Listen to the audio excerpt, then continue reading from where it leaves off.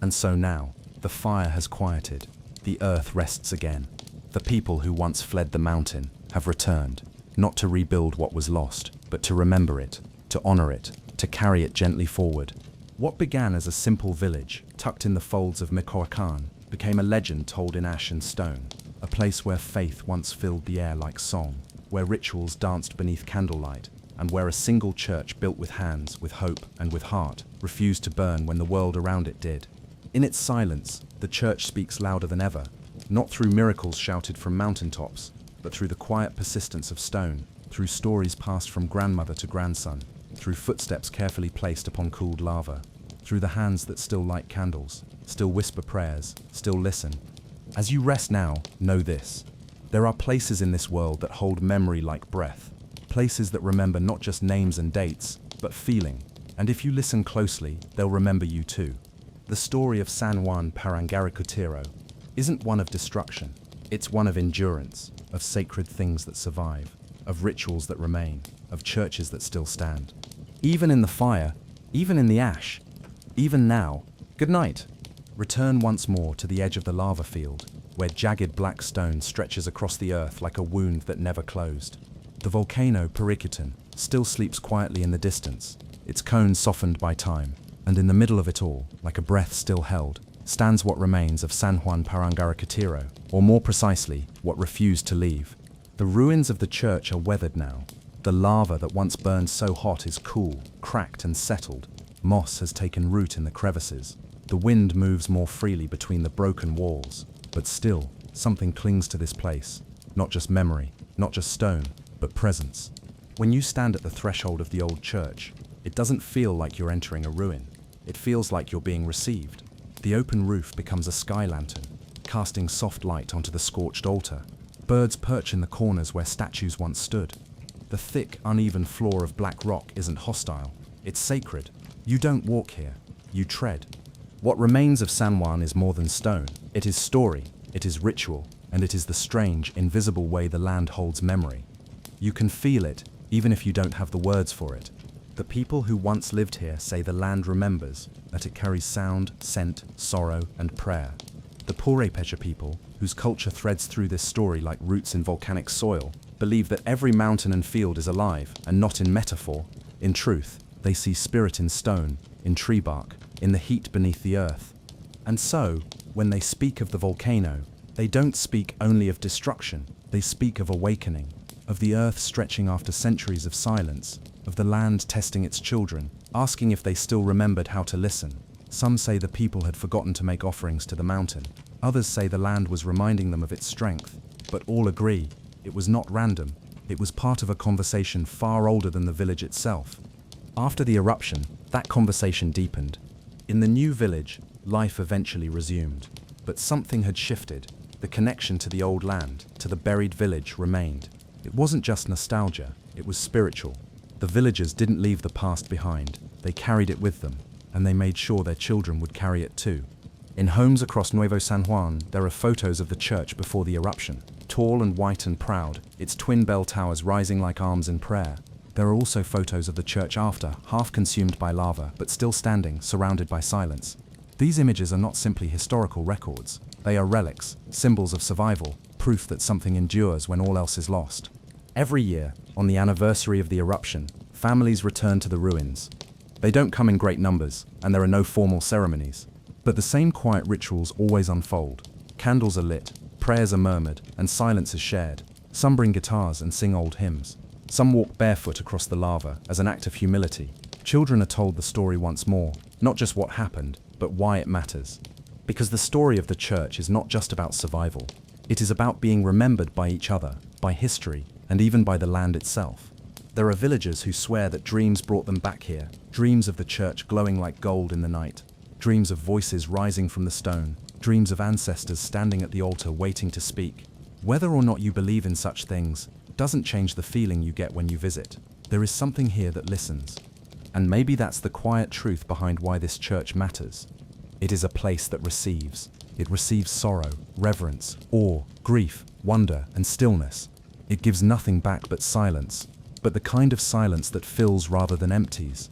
It offers no answers, only presence. In recent years, new generations of artists, scholars, and spiritual seekers have found their way here. Some come to sketch or photograph the site. Others write songs or poems inspired by its endurance. A few come to simply sit, hour after hour, with no agenda, but to be near what survived. There's no official sign marking the edge of the church ruins. No visitor center, no souvenir stand, no guided tour. That's intentional. The locals believe that the place must remain quiet to remain sacred. Too much attention, too much noise might drown the voice that still hums here. And what is that voice saying? Perhaps it's reminding us that not everything strong is loud, that not all miracles involve thunder and light. Some are soft, some simply persist. A church built with devotion and touched by ritual stood in the path of fire, and it did not fall. That is the miracle. And perhaps the land remembers not just the eruption, but the hands that built the church, the children that were baptized there, the weddings, the funerals, the whispered prayers, the sacred songs. Maybe the reason the church still stands is because the land chose to hold it, just as it holds the memory of those who loved it. Now, as this story comes to a close, picture the scene once more. The cracked black lava like an ocean frozen mid-wave. The old stone walls reaching upward, a breeze moving through empty windows. Somewhere a candle flickers beside the altar, and overhead, the open sky, vast and watchful. You are not alone here. The past breathes beside you, and the church still stands. There are stories that end with a quiet sigh, soft, complete, final, but some stories resist such endings. They settle instead into the cracks of time, like seeds beneath stone, waiting to grow again. The story of the church that refused to burn is not one that concludes, it lingers, it spreads, it touches people far from the lava fields of Michoacán, reaching beyond the village that was buried and the volcano that still sleeps. Its legacy is not only in stone, but in memory, in culture, and in the quiet endurance of the human spirit. Long after the eruption ended, after the villagers had moved on and the lava had hardened into black walls across the land, the story of San Juan Parangaricutiro continued to echo. What began as a local memory, carried in family stories and quiet rituals, slowly became something more universal, something symbolic. Today, the image of the half-buried church stands among the most enduring photographs in Mexican cultural history. It is printed in textbooks, hung on walls in schools, and used in documentaries, travel essays, and even spiritual reflections. But its fame does not come from spectacle, it comes from stillness, the way it reminds us, without saying a word, of what survives. In the years since the eruption, artists, poets, and musicians have drawn inspiration from the church and the village. Murals have been painted showing the eruption, with the church untouched by fire, glowing with soft light. Poems have described it as a heart that kept beating beneath the ash. Songs, sung in both Spanish and Purépecha, recall the night the mountain roared and the people prayed, and how something in the dark answered. The site itself has changed slowly. Moss now creeps over the lower stones. Small shrubs grow in cracks where the lava cooled unevenly. The air, once filled with ash and smoke, is clear now, often still, with only birdsong breaking the silence. Yet the sense of presence remains. Visitors often speak of a feeling there like being watched or remembered or even gently welcomed. Tourism, while modest and mostly respectful, has brought more attention to the ruins. Travelers arrive by foot or horseback along narrow trails that wind through hardened lava. Some come as skeptics, curious about the so-called miracle church. Others come seeking something less tangible, a moment of peace, a sense of awe, or simply to be near a place that has endured. Local communities have worked to preserve not just the structure, but the meaning. They guard the stories carefully, telling them not like historical facts, but like prayers. You'll rarely hear anyone boast about the church's survival. Instead, they speak of it with humility, as if it was never theirs to claim. The church chose to stay, one elder once said quietly, so we must choose to remember. The memory of the eruption has shaped more than just the identity of the village. It's influenced the way people think about land, time, and spirit. For the Purépecha people, the story confirms what their ancestors always believed, that the earth is alive, and that the things built with love and purpose can endure even when the world around them changes. The eruption of Parícutin is still studied in geology classes. Scientists often marvel at the chance to observe a volcano's full life cycle, from sudden birth to long dormancy. It remains a textbook case. But outside the textbooks, among those who live near the site or carry its story, it's not the science that holds the most weight. It's the silence, the stone, the soft voice of something sacred that spoke not through thunder or fire, but through what it chose not to destroy. There is something deeply human in the way we respond to ruins. We are drawn to them, not just because they show us what has been lost, but because they suggest what can be kept. They remind us that even after devastation, something can still stand, something can still hold beauty, dignity, and grace. In this way, the church at San Juan Parangaricutiro has become a kind of quiet lighthouse, not to guide ships but to steady hearts. A symbol not only of resilience but of how memory itself can become sacred ground. Local festivals still honor the village that once was. Children in the new town dress in traditional clothing, reenacting the days before the eruption. Dances are performed to the beat of ancient drums. Stories are told aloud under the stars, just as they were in the past. And always the church is mentioned, not just as a building, but as a spirit. In modern times, with the rise of digital storytelling, the legend has reached further still. Videos, essays, and documentaries in multiple languages share the tale. People around the world now know of this little church that refused to burn, and while many admire the photos and marvel at the facts, there are some who feel a quiet connection, who understand that this isn't just about a volcano or a miracle, it's about all of us. Because every person, in some way, stands in their own field of ash. Every life has its eruptions, and if we're lucky, if we are grounded in something meaningful, maybe something inside us will remain untouched, unburned, and unbroken. As you rest now, think of the church, silent, surrounded, standing. Let it be a symbol of what endures when everything else falls away. Let it remind you that memory is not just a record of the past, it is a shelter, and that even among ruins, something sacred always remains. In the final section of this story, we'll return once more to the heart of the village, where memory, faith, and nature meet, and consider what it truly means to be remembered by the land itself. Some places are not just remembered, they remember you. That idea lingers softly in the air as visitors walk the winding path through the lava fields toward the half-buried church of San Juan Parangaricutiro.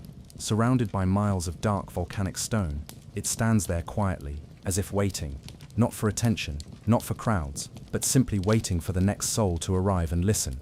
To those who come here today, the journey is often personal. Some are descendants of the villagers who fled the eruption and grew up hearing their grandparents speak of ash falling like snow and of nights filled with orange fire.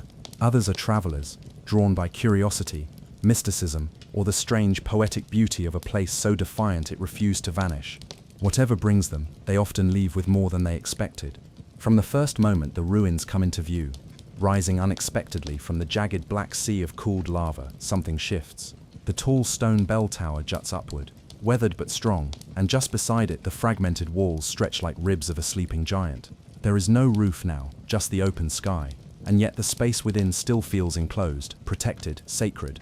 Inside, it's quiet, not the silence of emptiness, but of reverence, the kind of quiet you might hear in an ancient forest or a candle-lit chapel at dusk. Even the footsteps of visitors seem to soften, as if the ground itself asks for gentleness. People do not rush here, they linger, they touch the walls. Some leave small offerings, flowers, crosses made from twigs, handwritten notes folded carefully and tucked into cracks in the stone. Others simply sit for a while, heads bowed, eyes closed, breathing in the silence. It's not uncommon for people to cry here, and when they do, no one asks why. What's striking is that no formal signage explains the site in depth. There are no bright placards, no museum audio tours, no arrows pointing to photo spots. The church stands on its own, and the stories are passed along through word of mouth, soft conversations, and shared memories. Locals who guide visitors don't recite rehearsed speeches. They tell it like a memory, not a history. They speak of how the church stood while the village fell, how it seemed to glow in the ash-covered night, how even as lava surrounded it, the heart of the building, the altar, the cross, the walls that had witnessed generations remained intact. And always, they speak of how the people who had lost everything still returned here, year after year, to pray among the stone and soot. In this way, the church is not just a relic, it is a living story. A story of endurance, yes, but also of identity. For the descendants of San Juan Parangaricutiro, it serves as a connection to their ancestors and to the spirit of the land itself. To visit it is not to remember what was destroyed, but what remained. In Nuevo San Juan, the village built after the eruption, these ties to the old church are still deeply felt. Though decades have passed, it remains common for families to make annual pilgrimages back to the ruins. On certain holy days, candles line the edge of the lava field, and voices rise in prayer, not in grand processions, but in quiet gatherings, soft songs, whispered intentions, old prayers remembered from childhood.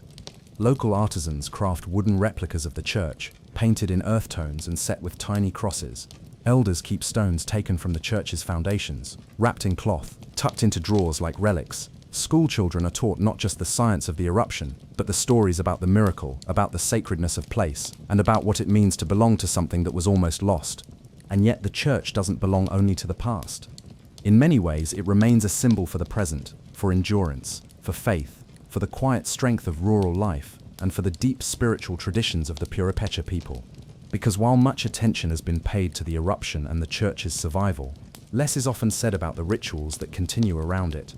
There are still those who carry out ceremonies among the ruins, quiet, unannounced, usually at dawn or dusk. They bring offerings, ears of corn, woven cloth, water, ash. They burn herbs and whisper prayers in a language older than the stones. These aren't performances. The volcano, too, has quieted but has never been forgotten. Its black cone looms in the distance, a permanent reminder that the earth breathes and shifts and sometimes erupts without warning. But it is not feared in the same way it once was. Instead, it is respected. It is included in the ceremonies, named in prayers, honored like a relative. So now, picture this scene as evening falls. A golden sun sinking behind the black horizon, long shadows stretching across the lava fields, the silhouette of the church sharp against the sky, a few villagers standing in the broken archway, heads bowed, hands folded, smoke rising from a bundle of burning copal, silence, deep and warm, settling over everything. This is what remains. Not just a ruin, but a place that listens, a place that carries the weight of hundreds of voices and still whispers them back, gently, to those who are willing to hear. In the next part of our journey, we'll explore the deeper legacy of the church, how its story continues to shape identity, art, belief, and the human desire to find meaning in disaster. Walk slowly now. The lava underfoot has long since cooled, but the air still remembers. The wind carries the soft hum of stories, not told loudly, but whispered, as if passed from stone to tree, from candle to breath. This is not just a tale of fire and ruin. It is a story of memory becoming myth, and of how a small village church, half buried in volcanic rock, came to live forever in the minds of those who had lost everything. Once the people of San Juan Parangaricutiro resettled and rebuilt their lives in the new village nearby, the story of the church didn't remain behind. It followed them into their conversations, into the lullabies they sang to their children, into the prayers they whispered when the earth trembled again. Over time, those stories began to shift. Facts remained, but meaning deepened. The church's survival became more than just an act of nature. It became sacred. Elders spoke of how, during the height of the eruption, they had seen the church glow, not from fire, but from a golden light within. Some claimed that when the lava approached its walls, it stopped, as if repelled by something unseen.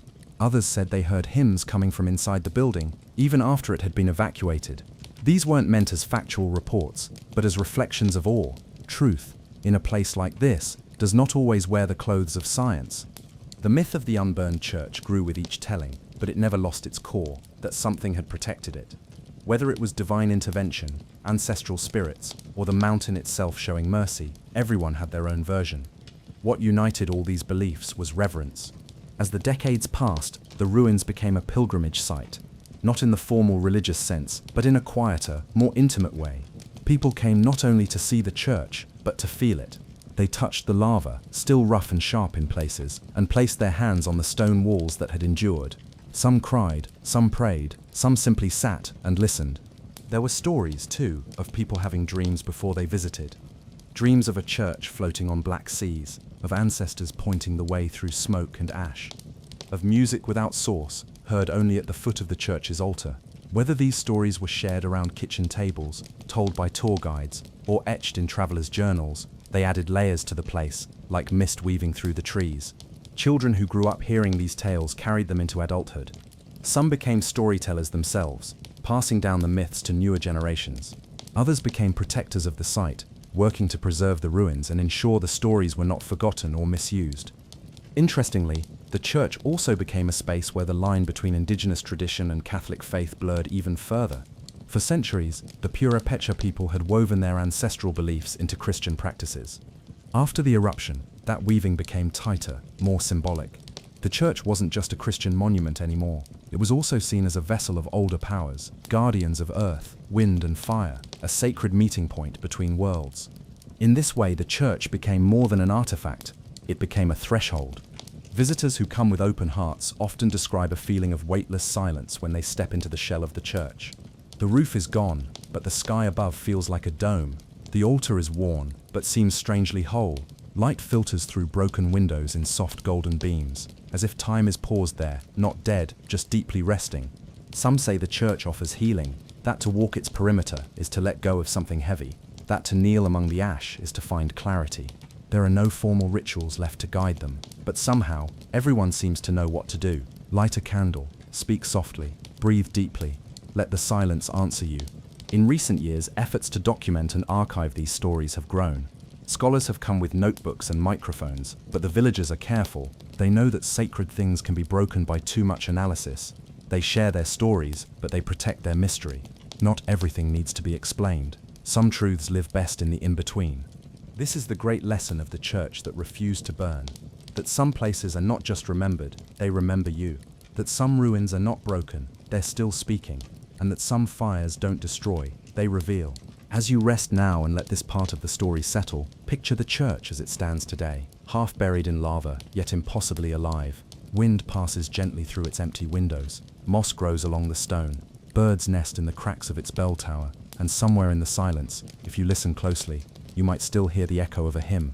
In the next section, we'll walk deeper into the role this place plays today, how it shapes identity, remembrance, and the quiet resilience of a people who remember not just what was lost, but what endured. When the ground finally grew still and the fires quieted, the world left behind looked nothing like the one the villagers had known. What had once been fertile fields and vibrant homes was now a hardened black desert of volcanic rock, cracked, scorched, and silent. The eruption of Parícutin had reshaped not only the land but the lives and spirits of all who once lived in San Juan Parangaricutiro. In the immediate aftermath, there was no celebration, there was only silence. The kind of silence that hangs in the air after a storm has passed, heavy, still, and uncertain. Families who had evacuated months or even years earlier stood on the edges of the lava fields, staring out at what remained. Some wept, others simply watched, unable to speak. Their village was gone, but something unexpected remained.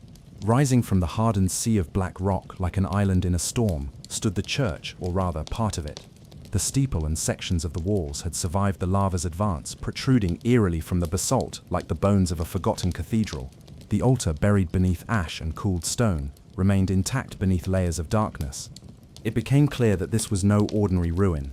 People whispered that the church had survived for a reason, that its survival was a message, a sign from the divine, or from the earth itself.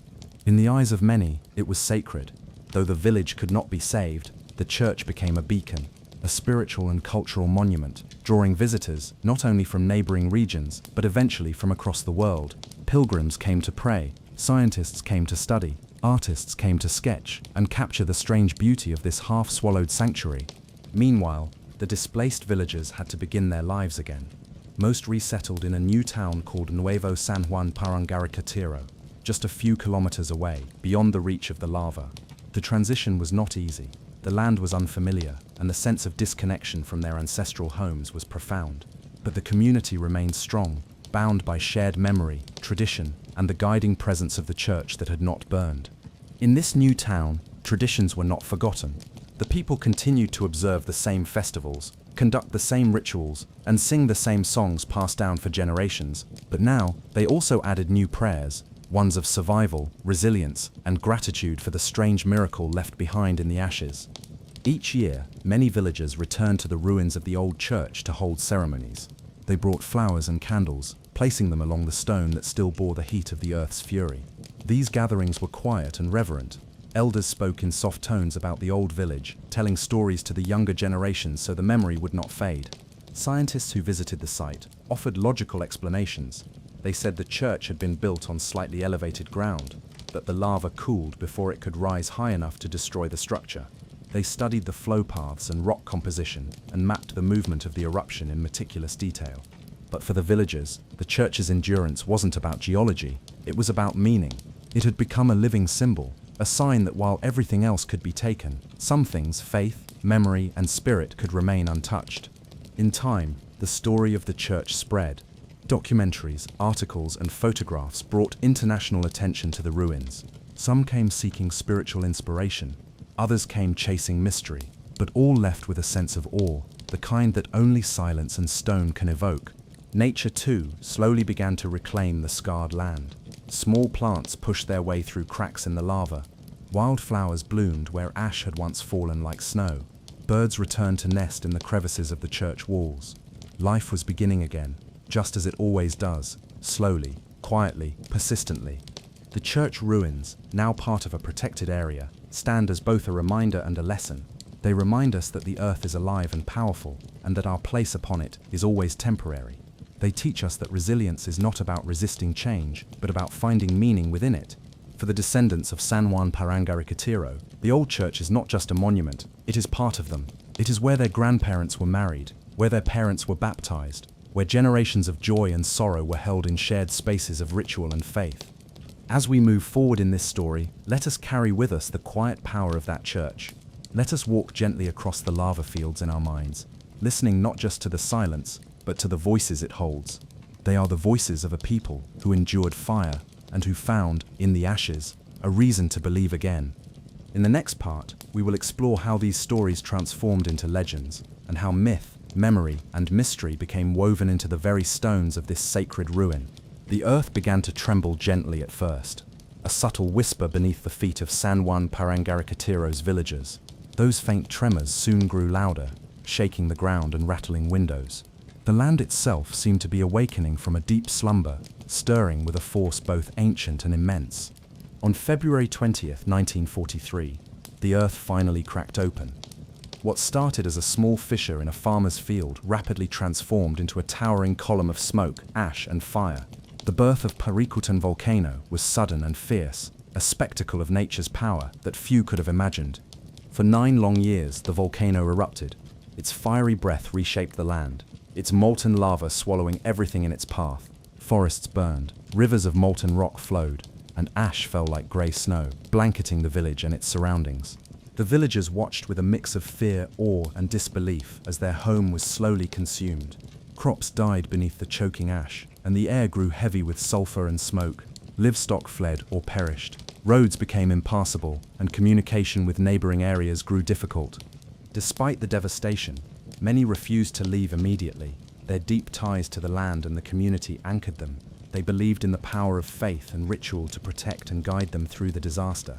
Scientists from around the world came to study Parícutin, intrigued by its unprecedented birth and growth. This was the first time a volcano's life cycle had been observed from its very beginning, offering invaluable insights into geology and volcanology.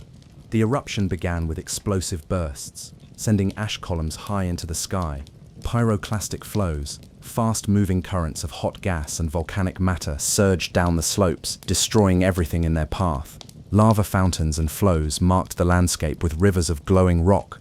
The lava itself was relentless, creeping slowly but inevitably toward the village. Homes, fields, and forests fell beneath its dark, molten weight. The villagers could only watch as the earth they had known transformed beyond recognition. Amid this destruction, the church became a silent sentinel. When the lava reached it, instead of consuming the building, it flowed around and partially buried the structure. The thick, slow-moving lava cooled quickly against the church's stone walls, forming a protective shell that preserved the building. The image of the half-buried church, standing firm amidst the blackened wasteland, captured imaginations worldwide. To many, it became a symbol of hope, an anchor of faith in a landscape otherwise defined by loss. The scientific explanations for this phenomenon are fascinating. Lava flow dynamics, cooling rates, and the physical properties of the church's materials all contributed to its preservation. Yet no matter the explanation, the church's endurance feels like a miracle. The villagers' connection to this miracle was profound. They believed that their prayers, rituals, and faith had shielded the church from destruction. The building was seen not just as a structure, but as a guardian spirit watching over the community. As the years passed, the eruption slowed and eventually ceased. The land around San Juan Parangaricutiro was forever changed, a new terrain shaped by fire and stone. The village itself was lost beneath layers of volcanic rock, but the church remained, a haunting relic emerging from the lava fields. Its walls told a story of resilience, a story echoed in the hearts of the people who had once called this place home. Today, the ruins stand as a testament to nature's duality, its power to destroy, and its capacity to inspire awe and reverence. Visitors who come here are reminded of the delicate balance between humanity and the earth. The church's survival invites us to reflect on our own vulnerabilities and strengths. It asks us to consider what anchors us when the world shifts beneath our feet. It whispers of faith, tradition, and the enduring human spirit. As you listen, imagine the heat of molten lava creeping slowly forward, the sky darkened by ash clouds, and the quiet defiance of a church refusing to be consumed. Feel the tension between destruction and preservation, chaos and calm. This chapter of our story offers both a window into geological wonder and a meditation on resilience in the face of overwhelming odds. In the next section, we will explore the aftermath, how the landscape healed, how the people rebuilt their lives, and how the church's legacy continues to inspire. As the fiery mountain awakened, the people of San Juan Parangaricutiro did not face this new threat alone. Their strength was rooted deeply in tradition, in rituals passed down through generations, connecting them to the earth, the spirits, and the divine. These sacred practices provided comfort and guidance in a time when the ground beneath them was breaking apart. The Purépecha people, indigenous to this region, held a rich spiritual relationship with the natural world. Their rituals were woven into every part of life, from planting and harvesting to healing and celebration. When the volcano erupted, these customs became lifelines, helping the villagers to understand and endure the upheaval. Central to their faith was the belief that the land itself was alive, animated by forces both seen and unseen. Mountains were sacred, portals between worlds. The eruption of Parícutin was not just a geological event, but a profound spiritual moment, a conversation between earth and people, a test of faith. In the days following the first eruption, villagers gathered in the church, seeking solace and strength. The church was the heart of their community, a sanctuary where prayers were offered to San Juan Bautista for protection. Candles flickered in the dim light, incense smoke curled in the air, carrying the hopes and fears of the congregation upward. Traditional ceremonies, often held in the open air near the volcano's edges, blended Catholic rites with indigenous customs, a syncretism born of centuries of cultural blending. Offerings of maize, flowers, and copal were laid upon altars, songs in native tongue rose to the sky, and prayers were chanted to calm the spirit of the mountain. These rituals were believed to placate the forces of nature and call for mercy. Elders acted as spiritual guides, leading the community through rites that balanced respect and supplication. They taught that the volcano was not an enemy, but a powerful ancestor expressing its will, demanding acknowledgement and harmony. The church itself, with its steadfast walls and sacred icons, was a symbol of hope amid destruction. Inside, the faithful continued to gather, even as ash darkened the sky and tremors shook the ground. The rituals offered a sense of continuity, a thread linking past, present, and future. Children learned the prayers and songs, their voices rising alongside the elders. Despite the fear and uncertainty, these moments created a sense of unity and resilience. The community held fast to the belief that their rituals could influence the course of events. As the lava crept closer, engulfing homes and fields, villagers adapted their practices. Processions moved from the village square to safer ground, carrying sacred objects and relics. Pilgrimages to the church ruins became acts of devotion and remembrance.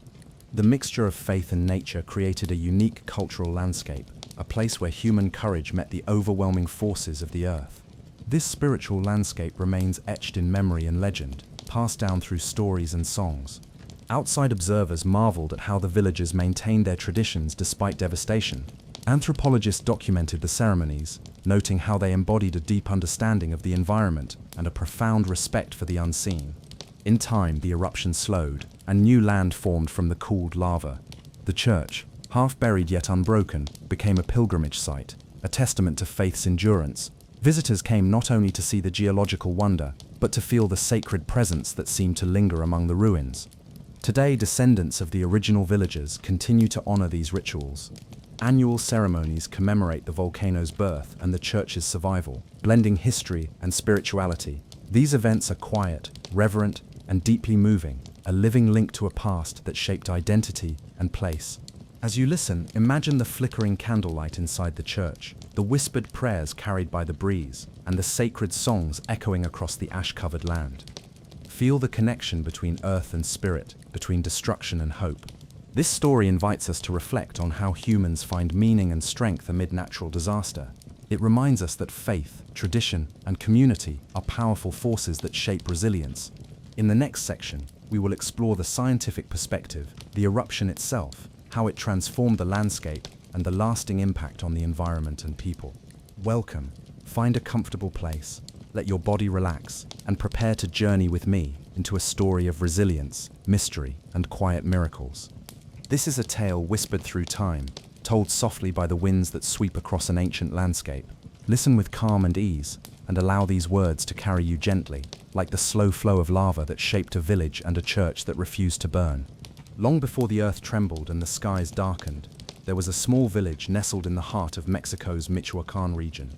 San Juan Parangaricutiro was a place where tradition thrived and daily life flowed in harmony with nature's rhythms. The villagers, mainly Purépecha people, lived simply but richly, tending fields, crafting pottery, and honoring the land and their ancestors with deep respect. The village was surrounded by lush forests and fertile soil, nourished by centuries of volcanic activity that had shaped the landscape. The people knew the power of the earth beneath their feet. The mountains and volcanoes were both providers and keepers of secrets, deserving reverence and care. San Juan Parangaricutiro was a community bound tightly by faith and ritual. The heart of the village was its church, a small but sturdy stone building that served as a sanctuary, a gathering place, and a symbol of hope. It was dedicated to San Juan Bautista, a protector and patron whose presence was felt deeply by all. The church was built with the hands of villagers themselves, each stone laid with intention, each beam raised with prayer. It was more than a building, it was a living part of the community, a witness to births, marriages, festivals, and quiet moments of reflection. Inside, the air was always thick with the scent of burning copal incense and fresh flowers. The walls were adorned with colorful murals depicting saints and local legends, painted by skilled artisans who infused every stroke with devotion. The church bell rang out daily, calling villagers to mass, marking the passage of time and signaling celebrations and ceremonies. Children learned their first prayers here, couples took their vows, and elders sought comfort during hard times. Life in San Juan Parangaricutiro was peaceful, but not without its challenges. The villagers respected the nearby volcano Parícutin, understanding its power and unpredictability. Oral traditions spoke of eruptions centuries before, of the land's ability to change suddenly and forever. In February 1943, the earth began to stir. At first, there were faint tremors, whispers beneath the soil that many dismissed as distant or harmless. But soon the ground cracked open in a farmer's field just miles from the village, and a column of smoke and ash began to rise. The villagers watched in awe and growing fear as the volcano Parícutin was born before their eyes. What started as a small fissure rapidly grew into a towering cone of fire and stone, spewing ash, lava, and gases that darkened the skies. The eruption changed everything. Crops were buried under ash, water sources became contaminated, and the air filled with a choking haze. The villagers faced a difficult choice, to stay and fight for their homes, or to leave everything behind for an uncertain future. Despite the danger, many refused to abandon their land immediately. Their connection to the earth, their homes, and the church was profound. Stories tell of villagers gathering in the church, praying for protection, for calm, and for the safety of their families. The eruption raged for 9 years, gradually consuming the surrounding landscape. Lava flows reached the edges of the village, burning forests, roads, and fields. One by one, homes were swallowed by molten rock. Yet amid this destruction, a miracle captured the hearts and imaginations of those near and far. The church itself stood firm, resisting the lava's relentless advance. Though surrounded and partially buried by thick black rock, its walls remained standing. The image of the church, half buried but unyielding, became a symbol of hope and endurance. It seemed to defy the very forces of nature that threatened to erase the village from memory. Scientists and volcanologists studied the eruption closely, marveling at how the church endured. Theories abound about how the lava cooled and solidified around the structure without consuming it entirely. To the villagers, the church was not just stone and mortar, it was a sacred protector, a testament to their faith and connection to the land. Today, the ruins of San Juan Parangaricutiro's church rise from a vast blackened landscape. Visitors who come here are greeted by the haunting silhouette of its walls against the sky, a reminder of nature's power and human resilience. As you listen, allow yourself to feel the weight of this story, the calm before the storm, the terrifying birth of a volcano, and the quiet strength of a community rooted deeply in tradition and faith. In the next section, We will explore the rituals and beliefs that sustained the villagers through this ordeal, and the ancient customs that helped them find meaning amid the chaos. Welcome to this quiet corner of history. Let your mind drift as we journey through a forgotten place, once filled with life, now swallowed by silence. Tonight, we travel to a village where time has stopped, and the walls still remember. Hao Wan, tucked into the rugged cliffs of Shengshan Island, was once a thriving fishing village, a small coastal settlement nestled within the Zhoushan archipelago off China's eastern seaboard. Life here had continued for over 5 centuries, bound to the rhythms of the East China Sea. Its 2,000 or so residents relied on fishing, farming, and a tight-knit sense of community. The village, isolated by its location and terrain, became self-reliant out of necessity. The terrain around Hotuan was steep, with rocky paths connecting it to other parts of the island. Ferries to the mainland were infrequent, and there were no direct roads. Even basic infrastructure, electricity, water systems, education was a struggle to maintain. Yet despite this, life thrived. Children played in narrow alleyways between stone houses. Smoke rose from wood fires in the early morning. Fishermen set out before sunrise in wooden boats passed down through generations. Every element of daily life was tethered to the sea.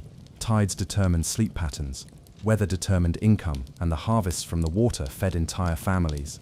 In many ways, Hao remained timeless. The stone homes were built with local materials, thick walls for insulation, tiled roofs to endure salt winds. Many featured family altars and hand-carved furniture. The communal atmosphere created a village identity that had been stable for generations. But this tranquility wouldn't last. The modern world, in creeping waves, began to close in on Hotuan. In the 1980s and 90s, China's rapid urbanization brought roads, electricity, and job opportunities elsewhere. Hotuan, perched on a cliff with no easy access, was left behind. Fishing, once the backbone of the village economy, began to falter. Overfishing in the nearby waters and rising environmental regulations meant dwindling yields. To sustain themselves, families needed outside work. This shift pushed younger generations to the mainland in search of employment. Then came the push for resettlement. The government, recognizing the strain of supporting such isolated communities, began offering incentives for relocation. While some villagers resisted, others saw no future in staying. One by one, families packed up and left, leaving behind homes, memories, and a way of life. By the early 2000s, Hotuan was functionally abandoned. A few elderly residents lingered, holding on to ancestral homes, but even they eventually moved or passed away. The village, once so vibrant, fell into an eerie stillness. Abandonment didn't bring ruin, it brought transformation.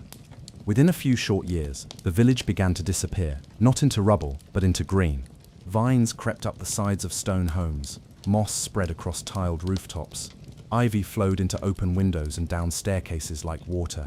With no humans to cut it back, the forest returned with force. From above, Hotuan now looks like a painting.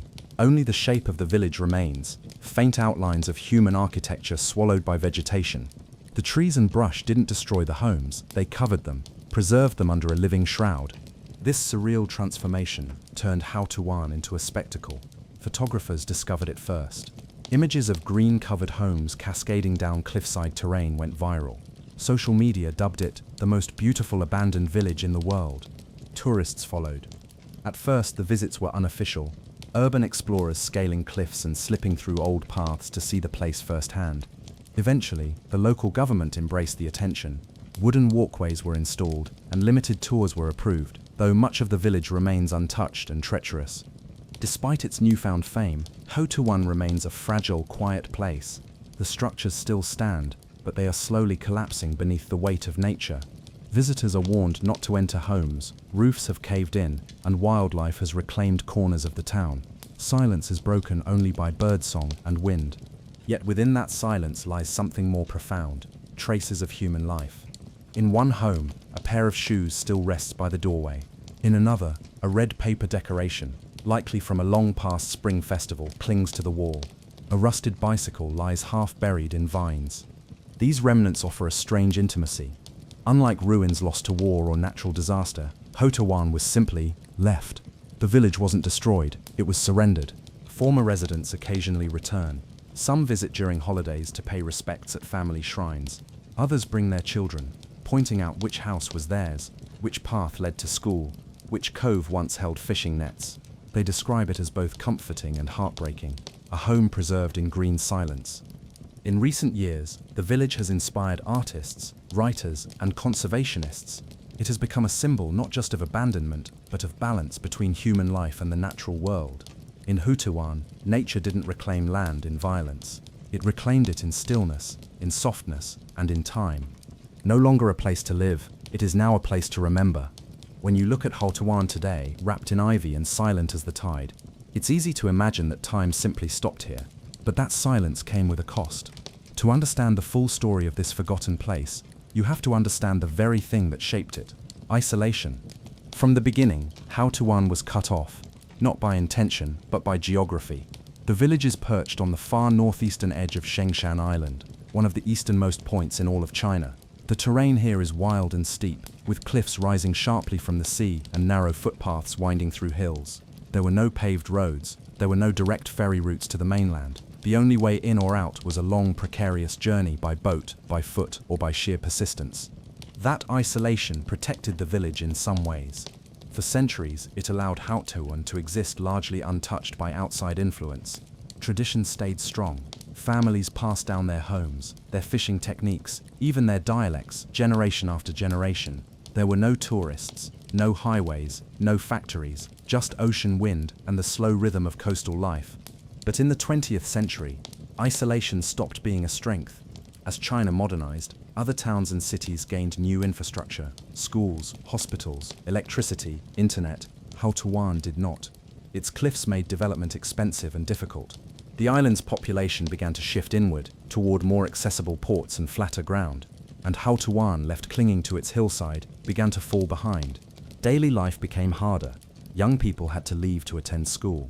Medical care meant traveling for hours. Supplies like food, fuel, and clean water had to be carried in by hand or boat. As nearby towns grew, Hutuan shrank, not out of disaster, but out of slow neglect. By the 1990s, the villagers were no longer just isolated, they were stranded. The fishing industry that had sustained them for centuries was beginning to collapse due to overfishing and changing environmental conditions. Catches were smaller, waters were overworked, boats had to go farther to find fish, and that required equipment many villagers couldn't afford. The sea, once generous, was turning barren. The government saw this too. In the 1990s and early 2000s, officials began offering relocation incentives. Residents were encouraged to move inland to larger towns with better services. These were not forced evacuations. There was no fire, no flood, no single crisis, just a quiet understanding. Life here would only get harder. It was time to go. And so they left. One house at a time, one family at a time, the village emptied. At first, there was hope that it might just be temporary. People thought they might come back for holidays, to tend family graves, to keep their ancestral homes standing. But over the years, the journeys became less frequent. The paths grew over, the sea wore down the boats, and eventually the doors were shut for the last time. Still, Hutuan is not a tragedy in the usual sense. No war destroyed it, no natural disaster flattened it. It simply became obsolete in the modern world, a place too hard to reach, too difficult to maintain, and too far from the conveniences people needed to survive. But that doesn't mean it disappeared. In fact, its isolation preserved it.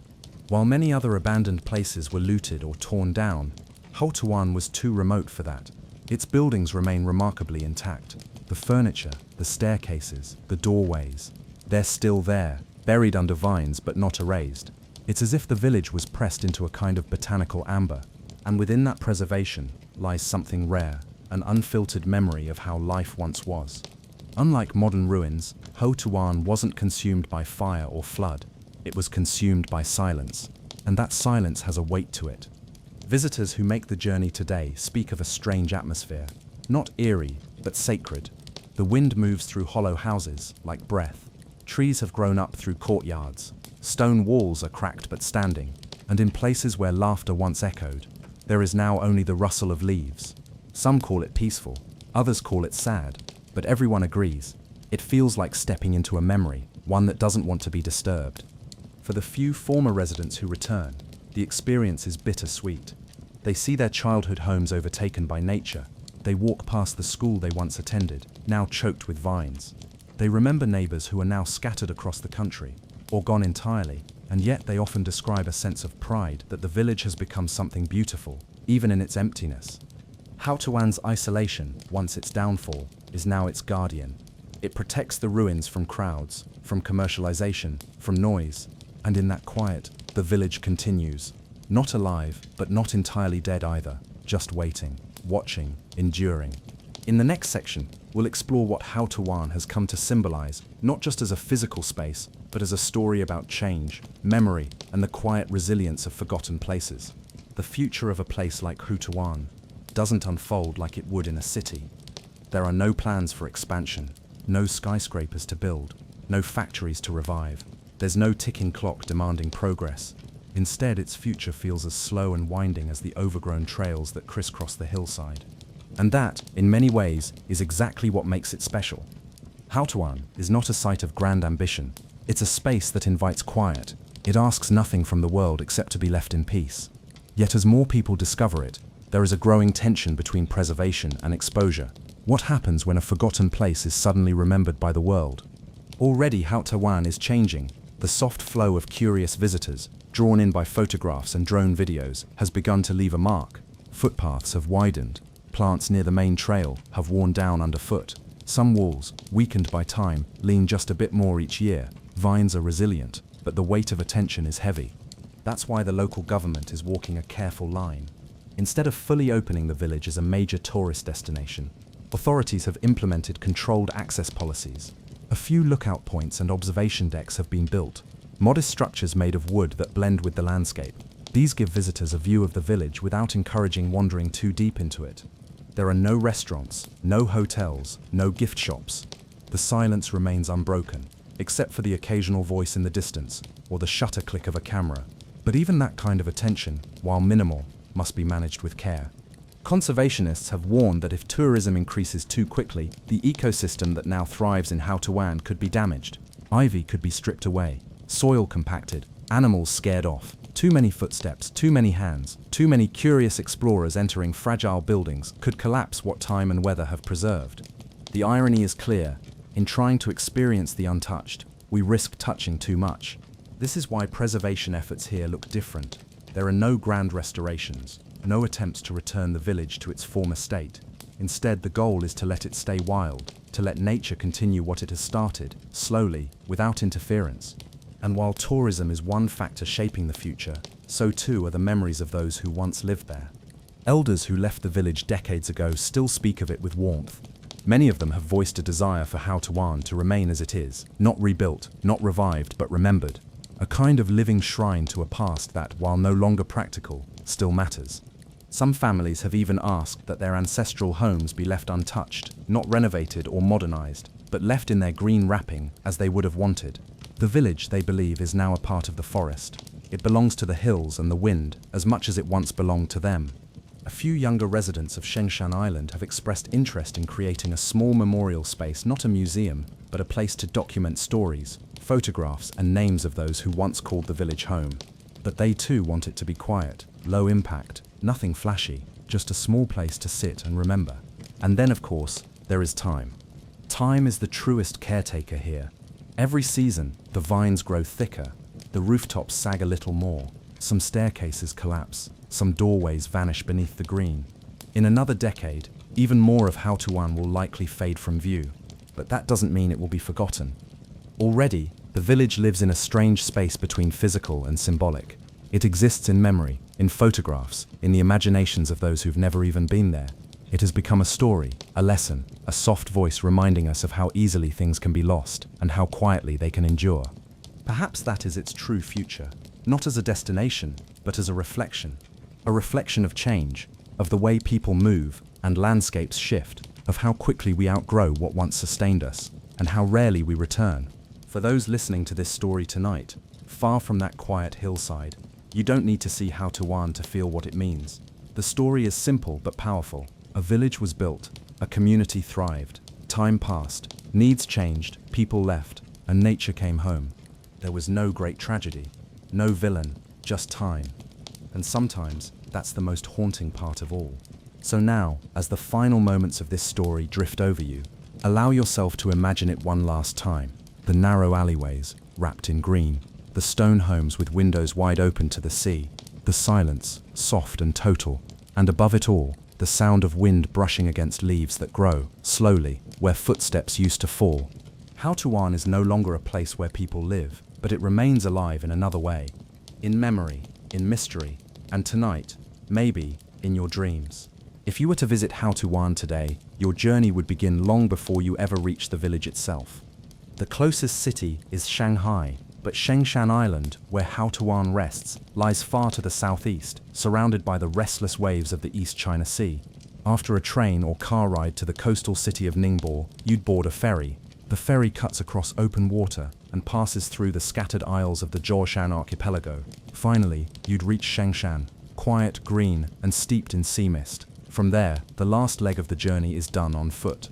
It's a slow, steep hike up a mountain trail. The air gets saltier, the trees grow denser. Then, quite suddenly, the forest opens, and the ghost village reveals itself. The first thing you notice isn't the silence, it's the color. Houtuan is green in a way few places are. Not just trees and bushes, but every rooftop, every wall, every crevice wrapped in soft green. The homes, once grey stone with blue tiles, now wear thick coats of ivy. Moss climbs doorways, ferns curl through open windows.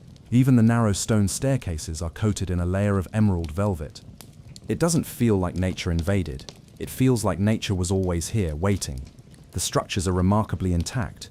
Most of the village is still standing. The homes, built with thick stone and anchored into the hillside, were made to endure harsh weather. Many walls still bear the original paint, now faded and flaking under vines. Some buildings still have visible address plaques or family names carved into the doorframes.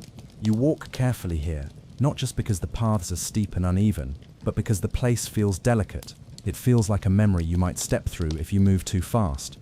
Local authorities have installed wooden walkways in certain areas to guide visitors through the village without damaging the vegetation or the buildings. These paths are raised, narrow, and often surrounded by waist-high ferns and sunflowers growing wild. In places, bamboo leans overhead, forming green tunnels that filter the daylight into soft, flickering patterns on the ground. Signs explain the village's history, but they're subtle, tucked into corners so they don't disturb the view. There are no vendors here, no loudspeakers, no guides barking instructions, just signs and steps and silence. You'll often see other visitors, but they move slowly too, whispering, taking photographs, pausing to stare at something small, a rusted spoon in the dirt, a pair of shoes by a door, a red ribbon tied to a post. Every object feels like an artifact. Inside the homes, if you're allowed to peek in, the floors are covered with leaves and soil. Beams have collapsed in some places. Others look almost frozen in time. A teacup on a table, a mirror cracked but still hanging, curtains slowly dissolving in the breeze. Animals have returned too. Birds nest in the eaves, lizards dart along window ledges, bees and butterflies hover over the flowers. At night, you might hear the distant bark of wild dogs or the chirp of frogs echoing through the village like a lullaby. But more than anything, it's the atmosphere that leaves a mark on you. There is no buzz of traffic, no electricity hum, just the wind, and sometimes the sound of waves breaking far below the cliffs.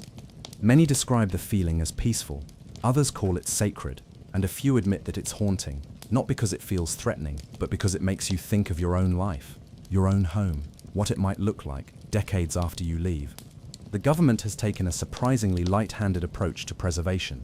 Rather than restore Houtuan or turn it into a manicured tourist attraction, they've chosen to let it exist as it is. The balance between human ruins and plant life is fragile, and too much interference could erase the very thing that makes it special. That said, measures have been taken to protect it. The wooden walkways prevent erosion and keep foot traffic off vulnerable ground. Signs discourage entering certain homes where roofs have begun to sag. Visitor numbers are kept low. Some parts of the village are entirely closed off to give nature room to grow undisturbed. Occasionally, former residents are invited to return for ceremonies or festivals. These events are quiet, respectful affairs, typically involving ancestral offerings, moments of reflection, and guided walks. The people who once lived here often find comfort in seeing their old homes still standing, even if they are wrapped in vines. For those unfamiliar with rural life in China, Houtuan might seem like a fairy tale, a place too poetic to be real. But for those who know these islands, it is simply part of a much larger story, a story of migration, of environmental change, of economies shifting and villages fading. And yet, among all the forgotten places in China, Houtuan stands apart. Why? Because it was forgotten so gracefully. It didn't collapse. It didn't burn. It wasn't erased or destroyed. It was simply left alone. And in that stillness, it became something rare. In our final section, we'll explore what the future might hold for this ghost village. Is it destined to fade completely back into the earth? Or will it live on, in memory, in myth, and maybe in a few cautious footsteps along the ivy-covered path? In the modern age, places like Houtuan are often treated as curiosities, photographed, filmed, posted online with eerie captions and mysterious music. But beneath the images and surface-level fascination lies something deeper. Houtuan has become more than a village. It has become a symbol. A symbol of what exactly? That depends on who you ask. To some, Houtuan is a living metaphor for nature's quiet dominance.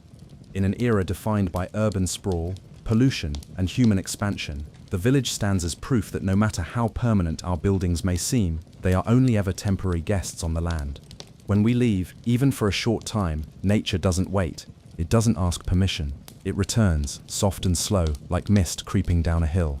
And in Houtuan, that return was total. Unlike so many abandoned places around the world, this village didn't burn or collapse. It was covered gently.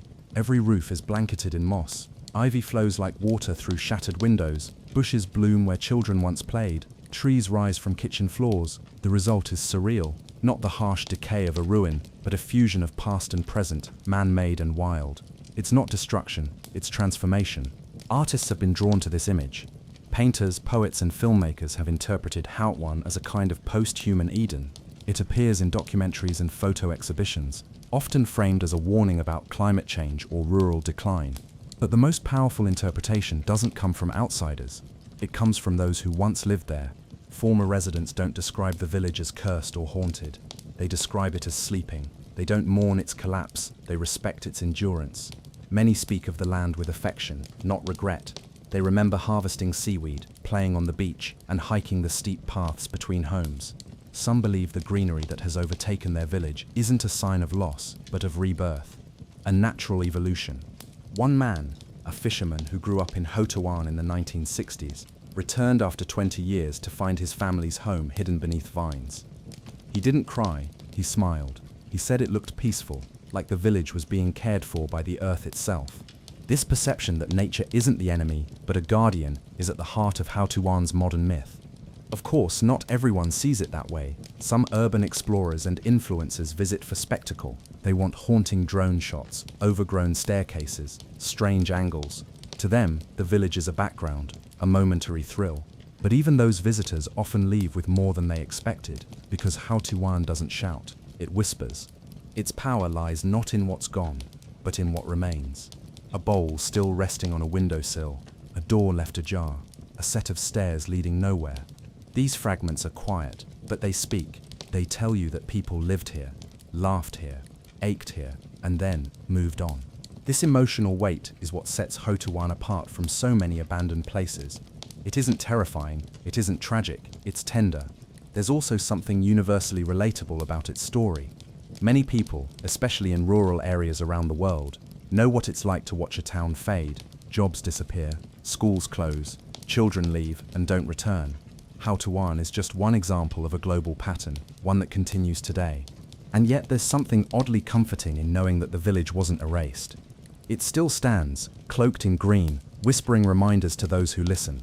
In recent years, the Chinese government has taken steps to protect the village, not from decay, but from overexposure. While some wooden walkways and signs have been installed to guide visitors, most of Houtuan remains untouched. You can walk the paths, look through the doors, and feel the hush of time without the hum of modern interference. There are no cafes, no gift shops, no noise, just wind, leaves, and the low hum of the sea. In this sense, Houtuan has become a kind of living museum, not curated, not reconstructed, but left exactly as it was. Its preservation is accidental, but it's more authentic for that reason, and perhaps that's why it resonates so deeply.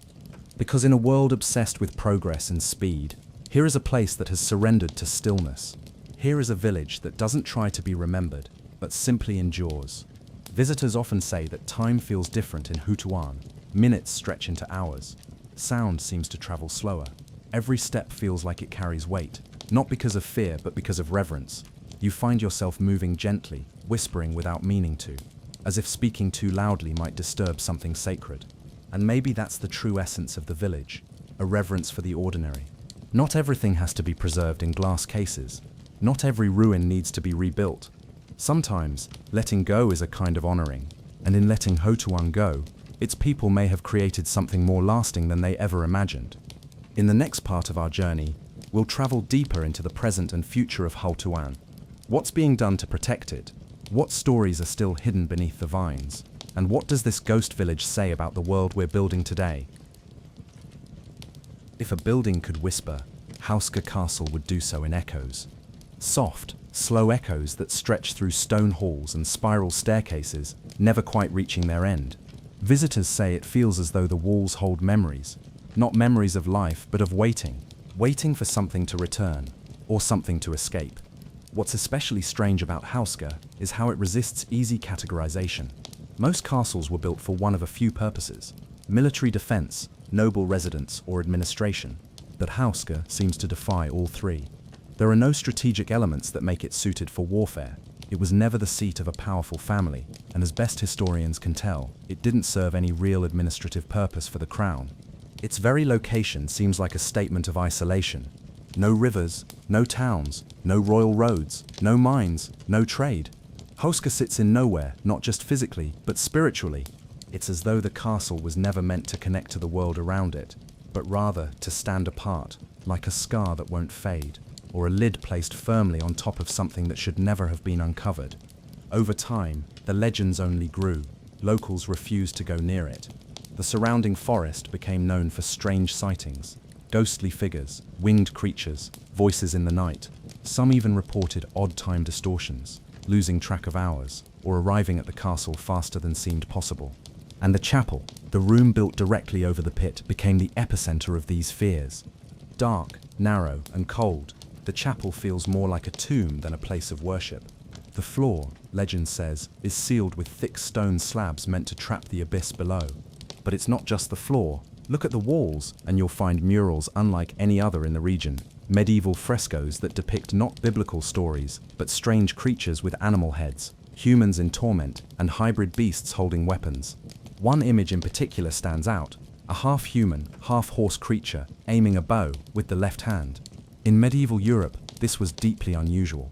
Left-handedness was often associated with evil or the unnatural. For a figure in sacred art to be left-handed was interpreted by some as a signal, a warning that these were not divine beings. They were not even earthly ones. What were they? Some say demons. Others say something worse, things without names.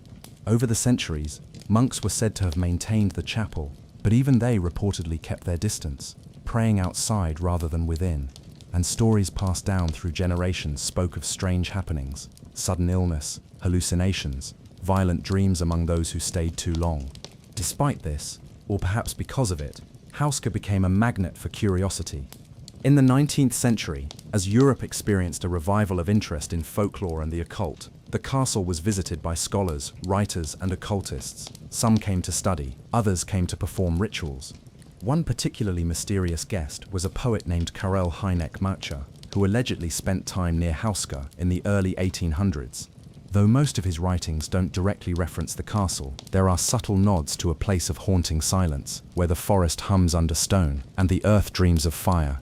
Whether or not he truly visited the castle, the legend of Hauska as a site of dark power continued to grow. In the 20th century, the castle's history took a darker turn. During the Nazi occupation of Czechoslovakia, Hauska was reportedly used by the SS, a fact that in itself is chilling.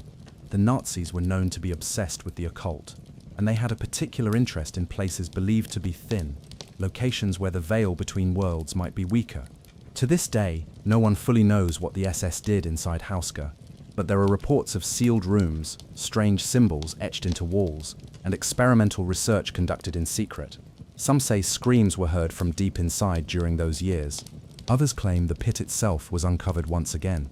When the war ended, the castle was abandoned, yet again, as if it could never hold on to human inhabitants for long. Time and again, people entered and eventually left, often with stories they refused to share. And so the silence returned. The stones sank deeper into the earth. Ivy curled up the walls. Birds stopped singing near the windows, and the forest once more began to reclaim what had briefly been taken from it. To walk through Hauska today is to step through layers of reality, not just into the past, but into the parts of history that refuse to stay still, the parts that squirm just beneath the surface, the parts that look back. In the next part of our story, we'll explore the myths, the hauntings, and the unanswered questions that still cling to this place like moss to stone. But as you rest now, picture the chapel still standing, still sealed, still holding. Whatever waits beneath Hauska Castle, it has been patient for centuries, and it is still waiting. Hauska Castle has no right to still be standing. It was not placed near rivers to refresh it, no farmlands ever fed it, no armies protected it, and no royal families proudly claimed it as home.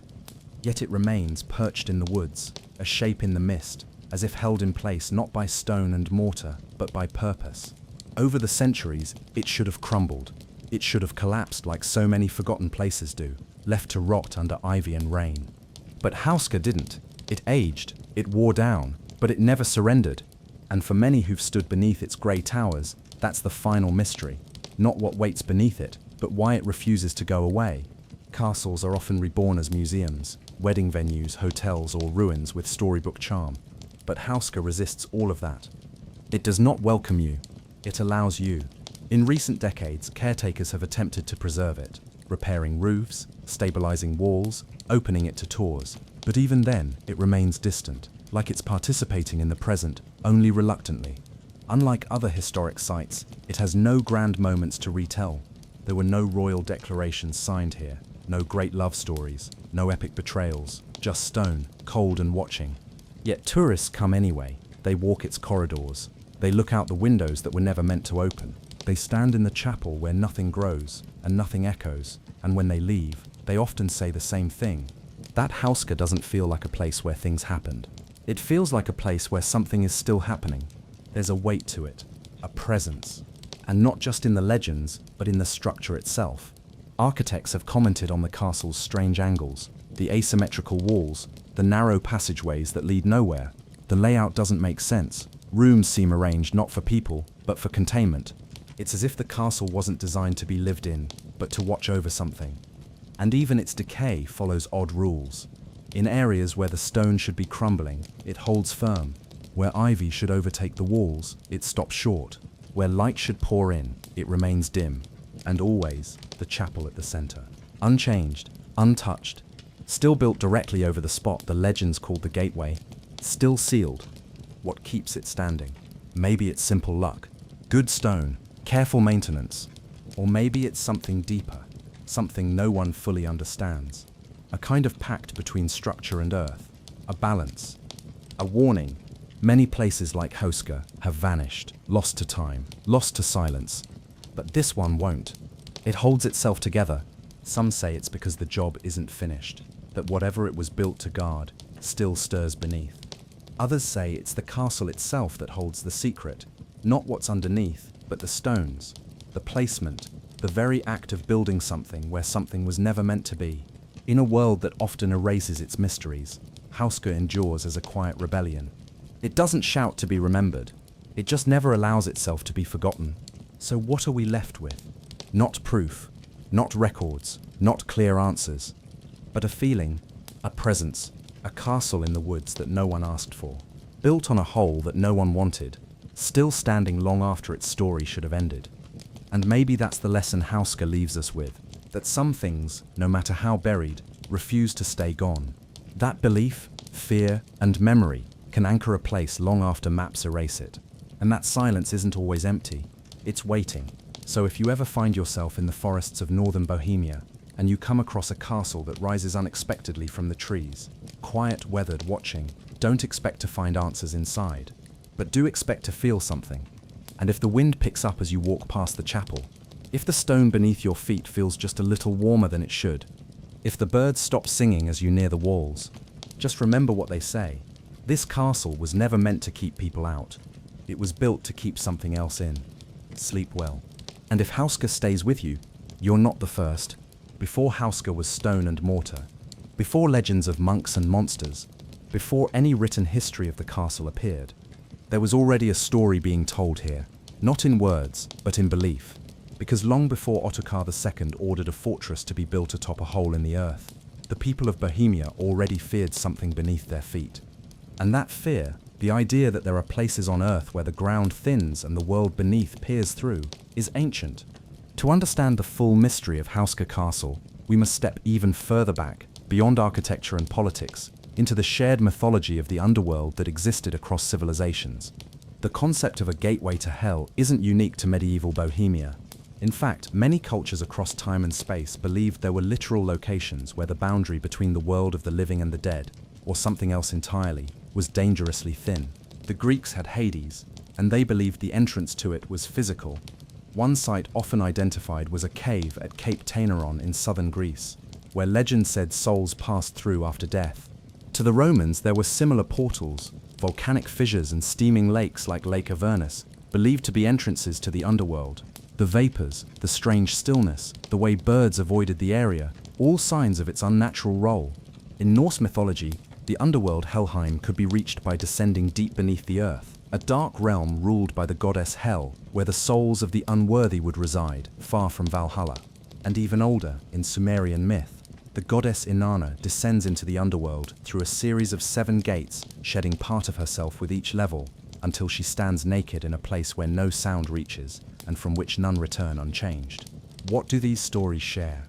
They don't treat the underworld as a vague concept. They treat it as a place real, terrifying, and nearby. And that idea of hidden cracks between worlds was never just symbolic.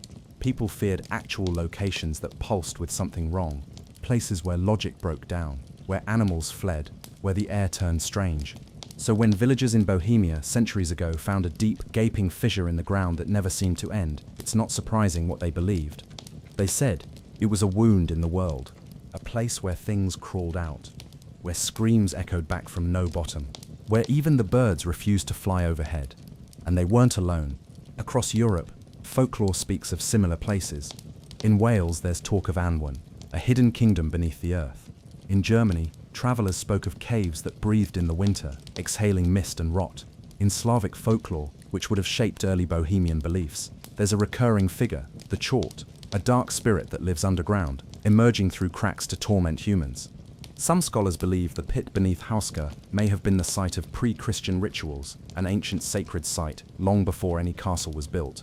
In many pagan traditions, deep pits or sinkholes were used for offerings, food, bones, symbols, sometimes even animals, and in extreme cases humans. They weren't sacrifices in the modern sense. They were barter, an exchange between worlds. If the opening beneath Hauska had such a reputation, then the decision to build directly on top of it might not have been random. It might have been desperate. Imagine a village plagued by fear, unable to fill the hole, unable to forget it. Then imagine a ruler, told by his advisors or religious leaders that only one thing could contain the evil: stone, sacred stone, built tall and thick. Walls not to defend from invaders, but to trap what lay beneath. And so Hauska Castle was born, not as a fortress of power, but a prison of belief, a seal. And that belief that something lies beneath the surface, watching, has never quite faded. To this day, the forest around Hauska is quiet in strange ways. Animals avoid it. Visitors describe feelings of heaviness.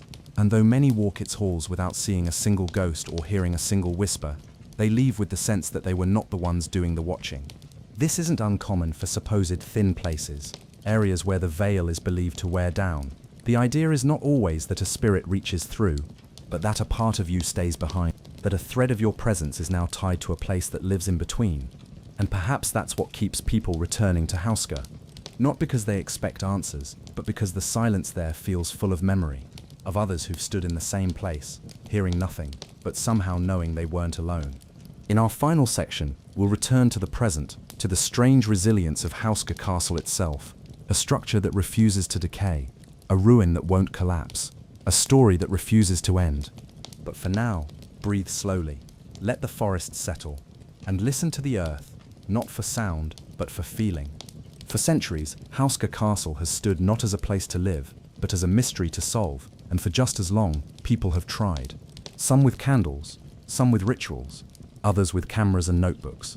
But all of them, from monks to mystics, from soldiers to skeptics, have left with more questions than they arrived with. Let's begin in the 1800s, a time when much of Europe was gripped by a fascination with the supernatural. Romanticism was in full swing, and legends were being collected like rare books. Hauska, with its sealed chapel and its whispered stories, was precisely the kind of place that drew attention. During this time, it's said that occult groups began to show interest in the castle. These weren't rowdy thrill-seekers or village ghost hunters. They were often educated, well-read individuals who believed there were places in the world where the veil between realms was thinner and that Hauska was one of them. Rituals were performed inside the chapel. Circles were drawn in chalk. Latin phrases echoed off the stone. Some claimed they could hear responses. Others claimed the rituals went too far. There are unverified stories of sacrificial rites, though nothing has been formally proven. What we do know is that many groups came to the castle seeking to open whatever was sealed beneath. Whether they succeeded or not, the stories of strange phenomena increased around this time. Then came the 20th century, and with it, war. During the Nazi occupation of Czechoslovakia, Hauska was reportedly seized by the SS and used for purposes still not fully understood. We know the Nazi regime had an intense interest in the occult, particularly Himmler's SS division, which actively investigated ancient sites believed to hold mystical power. They believed certain locations could serve as portals, not metaphorically, but literally. Hauska, with its pit and its bizarre architecture, matched many of the criteria they were obsessed with. The details of their activities inside the castle remain largely unknown. Some local accounts speak of guards stationed around the clock, lights burning through the night, equipment brought in and then removed under heavy cover. A few villagers claim to have seen trucks arriving under moonlight, carrying crates and machines with wires and steel rods, the kind not used for war, but for experiments. After the war, the castle was abandoned again, but what was left behind wasn't quite empty. Rooms that had once held only dust and silence now held symbols, strange carvings on the inside of wooden beams, scorched circles in the stone, markings that didn't match anything from local history or religion. And perhaps most disturbing of all, parts of the floor near the chapel appeared to have been tampered with, as if someone had tried to open it or had briefly succeeded. Jump ahead to the modern era. In the decades since the fall of communism, Hauska has reopened to the public. It's no longer sealed off. Tour guides lead curious visitors through its winding corridors. Photographs can be taken, rooms can be explored, but something has changed. In the 1990s and early 2000s, paranormal researchers began arriving at the site with modern tools, EMF detectors, thermal cameras, audio recorders. They weren't looking for history, they were looking for answers. And some believe they found them. In one investigation, a recording device captured what sounded like multiple voices speaking simultaneously, despite the room being empty. In another, temperature changes of nearly 15 degrees were documented in a sealed hallway. Most notably, several researchers independently reported the same phenomenon in the chapel, the sensation of being pulled downward, as if gravity were heavier directly above the sealed pit. Other visitors claim their electronic equipment fails in specific parts of the castle. Drained batteries, frozen cameras, even compasses that spin without reason. And then there are those who come not with science, but with intuition. Spiritual mediums, empaths, and psychics have been brought to Hauska to read the space. Almost all of them report an overwhelming presence in the chapel, not violent, but heavy, not angry, but watchful. One psychic said she heard a voice tell her, "You are not supposed to be here, not yet." Even skeptics walk away with unease. Some chalk it up to suggestion, architecture, or natural magnetism, but few leave untouched by the atmosphere. Because Hauska doesn't entertain, it doesn't perform on command. Instead, it lingers. And for those who try to investigate its secrets, the castle offers only fragments, never the full picture. A sound, a cold spot, a carved symbol, a flicker in the dark. But always, just beneath the surface, the sensation that the castle is aware, not alive, not thinking, but watching, waiting, and possibly remembering. In the next chapter of our story, we'll step even further back, not into science or legend, but into myth, where the idea of a pit to the underworld wasn't strange at all, but part of a deeper, more ancient belief system that spans continents. For now, allow the castle to fade into silence again. Its walls have heard your questions, but answers do not come easily here. Long after the chapel was sealed, long after the villagers stopped whispering about the hole, and long after history had supposedly forgotten Hauska, the castle remained, still, heavy, watching. And though the doors were sometimes closed and the rooms left empty, the legends never left. They waited like dust in the corners, quiet but always present. You don't have to believe in ghosts to feel something inside Hauska. Visitors report it constantly, an overwhelming sense of being observed, not by people, but by the place itself. Let's return for a moment to the chapel, the heart of the castle, built directly over what locals once called the gateway to hell. The stories surrounding it are persistent and eerily consistent. Cold air rising from the sealed floor, sounds coming from underneath. Not loud, but deep. A kind of groaning or humming, sometimes scratching. What do people hear? What do they feel? One man described the sensation of walking over the floor like standing above something alive, something vast, ancient, and waiting. Others say their dreams shift after visiting, even if they stay only an hour. One woman claimed she saw a face pressed up behind the stone, not physical, but in her mind, as though the stone were somehow translucent to her alone. And it doesn't end there. In various parts of the castle, people have reported shadow figures, tall humanoid shapes that don't behave like normal shadows.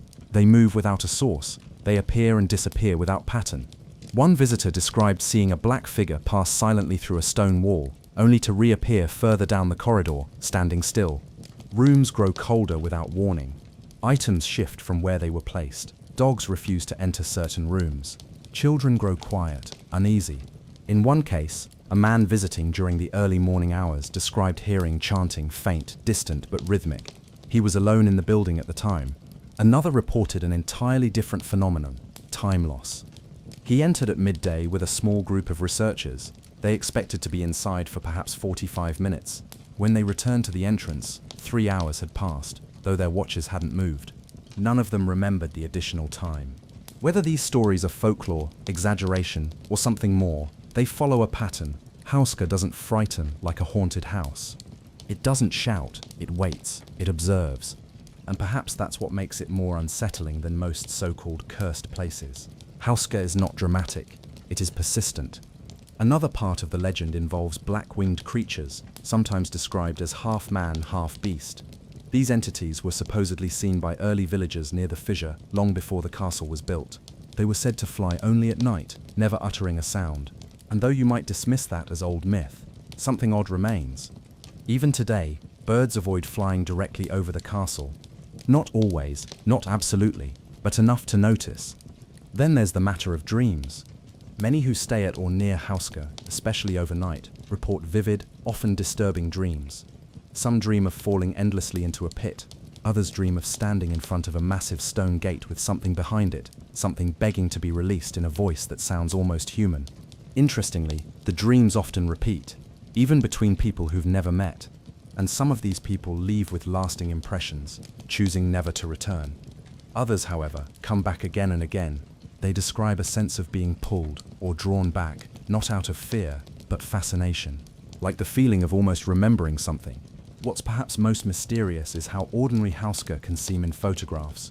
To those viewing it from a distance, it's simply a grey stone structure with a steep roof, surrounded by forest. But photographs don't show what happens when you stand in its halls. When you lean against the stone, when you descend into its lower chambers and feel the weight of something underneath. Because that's the secret of Hauska. It doesn't try to frighten you. It only waits long enough for your own thoughts to fill the silence. There's a strange heaviness to the air, a pressure that builds quietly. The rooms are never truly dark, but never truly light either. You begin to question whether you're alone. Even when you are, you might start to hear soft knocking in the walls, or catch a glimpse of something in the corner of your eye. Is it real? Is it just suggestion? No one can say for sure. But for hundreds of years, Hauska has been a gathering place for these experiences, like a net collecting whispers. And the castle, it never defends itself. It simply stands, unmoving, unchanged, unfazed, as if it knows the truth isn't in what you see, it's in what you feel. And whatever you carry with you into Hauska, it might carry that back out again, or leave something else in its place. In the next section, we'll look at the people who've tried to uncover Hauska's secrets, from occultists to modern-day researchers. But for now, listen to the quiet, let the air settle, because in Hauska Castle, even silence has a memory.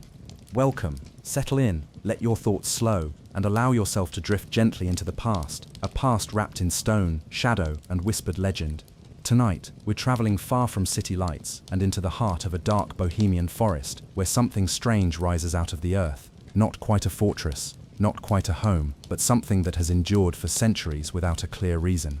This is the story of Hauska Castle, a place that was never truly meant to be visited, yet has never stopped being watched. Tucked into the remote woods of the Czech Republic, far from any natural border, trade route, or royal road, Hauska Castle stands in silence, a building that, at first glance, seems like any other old fortress. But look closer, and the oddities begin to pile up. It has no water source, no kitchen. Many of its windows are fake, just openings with painted black panes. Its layout is backwards, facing inward, not outward. And most of all, there's something very unusual about what lies underneath. You see, the legends say that Hauska Castle wasn't built to keep people out. It was built to keep something in. Let's begin at the beginning.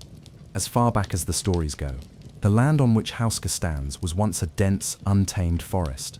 Locals avoided a particular spot, a strange opening in the ground, a deep fissure in the limestone that never seemed to end. People said it wasn't just a pit, but a gateway to hell itself. This was no metaphor to them. According to medieval tales, villagers believed dark creatures emerged from this pit, things with wings, claws, and voices that didn't echo right. Travelers who approached the hole felt sudden dread. Animals avoided it, and some said the sky above it seemed to darken even when the sun shone. By the mid-1200s, a Bohemian ruler, Ottokar II of Bohemia, ordered a stone fortress to be built directly over the hole. But unlike a typical castle, its strongest walls and defenses weren't pointed outward toward invaders. They were focused downward, right over the opening. The chapel at the heart of Hauska was placed directly above the pit, sealed with thick slabs of stone. The builders, or so legend says, filled it with sacred imagery, holy crosses, and protective symbols in hopes of containing whatever was beneath. The story goes that prisoners condemned to death were offered a chance at freedom if they agreed to be lowered by rope into the hole as a test. What happened next became part of Hauska's oldest legend.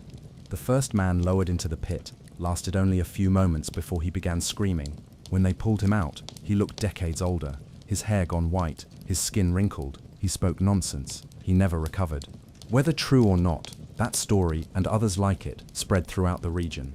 People came to believe Hauska was built on a literal crack between worlds. And though the tales varied, the central fear remained. The castle wasn't meant to protect its lords, it was meant to guard the world itself from what slept below. But here's where the story becomes even stranger. For centuries, nobody lived in the castle. No nobles, no courts. It wasn't a home, nor a seat of power. It sat mostly empty, watched over by caretakers and monks. The roads leading to it were minimal, and it was deliberately isolated.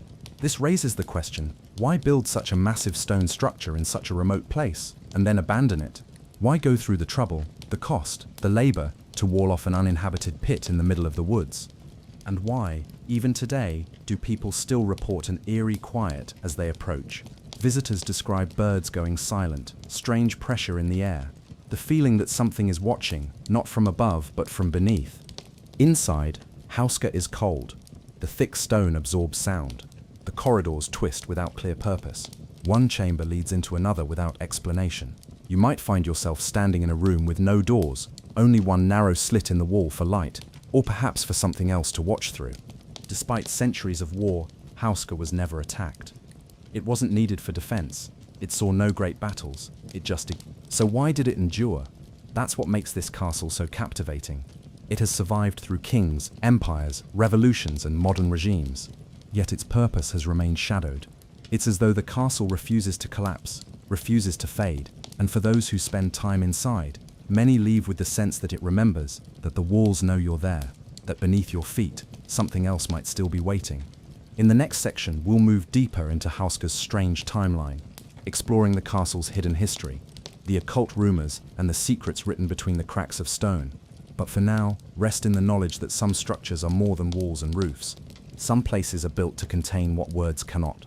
Decades have passed since the sudden evacuation of Pripyat, yet the stories and memories tied to School Number 1 linger strongly, echoing like whispers through its empty halls and crumbling walls. For those who once called this place home, and for those who have dared to explore its silence, the school represents more than just an abandoned building. It embodies a frozen moment in time, a childhood interrupted, and a community fractured forever. Former residents often speak of a profound emotional connection to the school. It is a place steeped in pride for what once was, sorrow for what was lost, and haunting mystery for the silence that followed. For many, the school is a physical and emotional anchor to their past, a symbol of innocence that was cruelly cut short by forces beyond their control. Their memories paint vivid pictures of classrooms filled with laughter, the cheerful chaos of recess, the solemnity of lessons, and the comforting routine that framed daily life. Teachers who were present during those final days before the evacuation recall the tension and quiet desperation as they tried to maintain normalcy for their students. Despite the growing unease outside, inside the classrooms they continued lessons, sang songs, and reassured frightened children who sensed that something was wrong but could not yet understand its full gravity. Some teachers spoke of holding back tears as they watched their students pack hurriedly, knowing that this moment would forever change their lives. In the years since, countless memoirs and interviews have preserved these personal histories. Former students have recounted the surreal experience of returning to the ruins, often as adults, as an act of remembrance and mourning. To step back inside the school is to walk through a ghostly archive of a life suspended mid-breath. Some have described the overwhelming flood of emotions, nostalgia, grief, and a poignant sense of loss as they gaze upon the worn desks, faded murals, and open books left behind. Urban explorers and paranormal investigators have added their own narratives to the school's lore. Many report sensations that defy easy explanation, sudden chills in rooms untouched by cold air, the soft sound of footsteps echoing in deserted hallways, and whispers that seem to float just beyond hearing. Shadows flicker at the edges of vision, and some have seen fleeting apparitions resembling children darting between corridors or standing silently at windows. Whether one believes in ghosts or not, these experiences underscore the powerful emotional charge that the site holds. Local folklore has embraced these stories, weaving a tapestry of legends around the school. The notion that the children's spirits linger, playing unseen games, whispering secrets, and keeping a silent watch over their once vibrant halls has become a compelling part of Pripyat's haunted reputation. This blending of history, memory, and myth creates a rich cultural landscape where the boundaries between the past and present blur. Scientific studies of the site offer another perspective. While radiation levels throughout much of Pripyat have diminished to safer levels, pockets within the school remain hazardous for prolonged visits.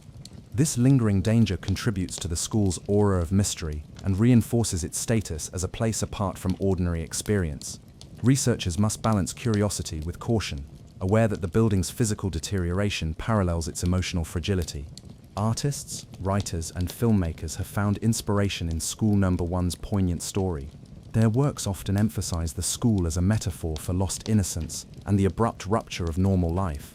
Paintings depict sunlit classrooms overgrown with ivy, photographs capture shafts of light filtering through shattered windows, poems lament the silence where laughter once rang.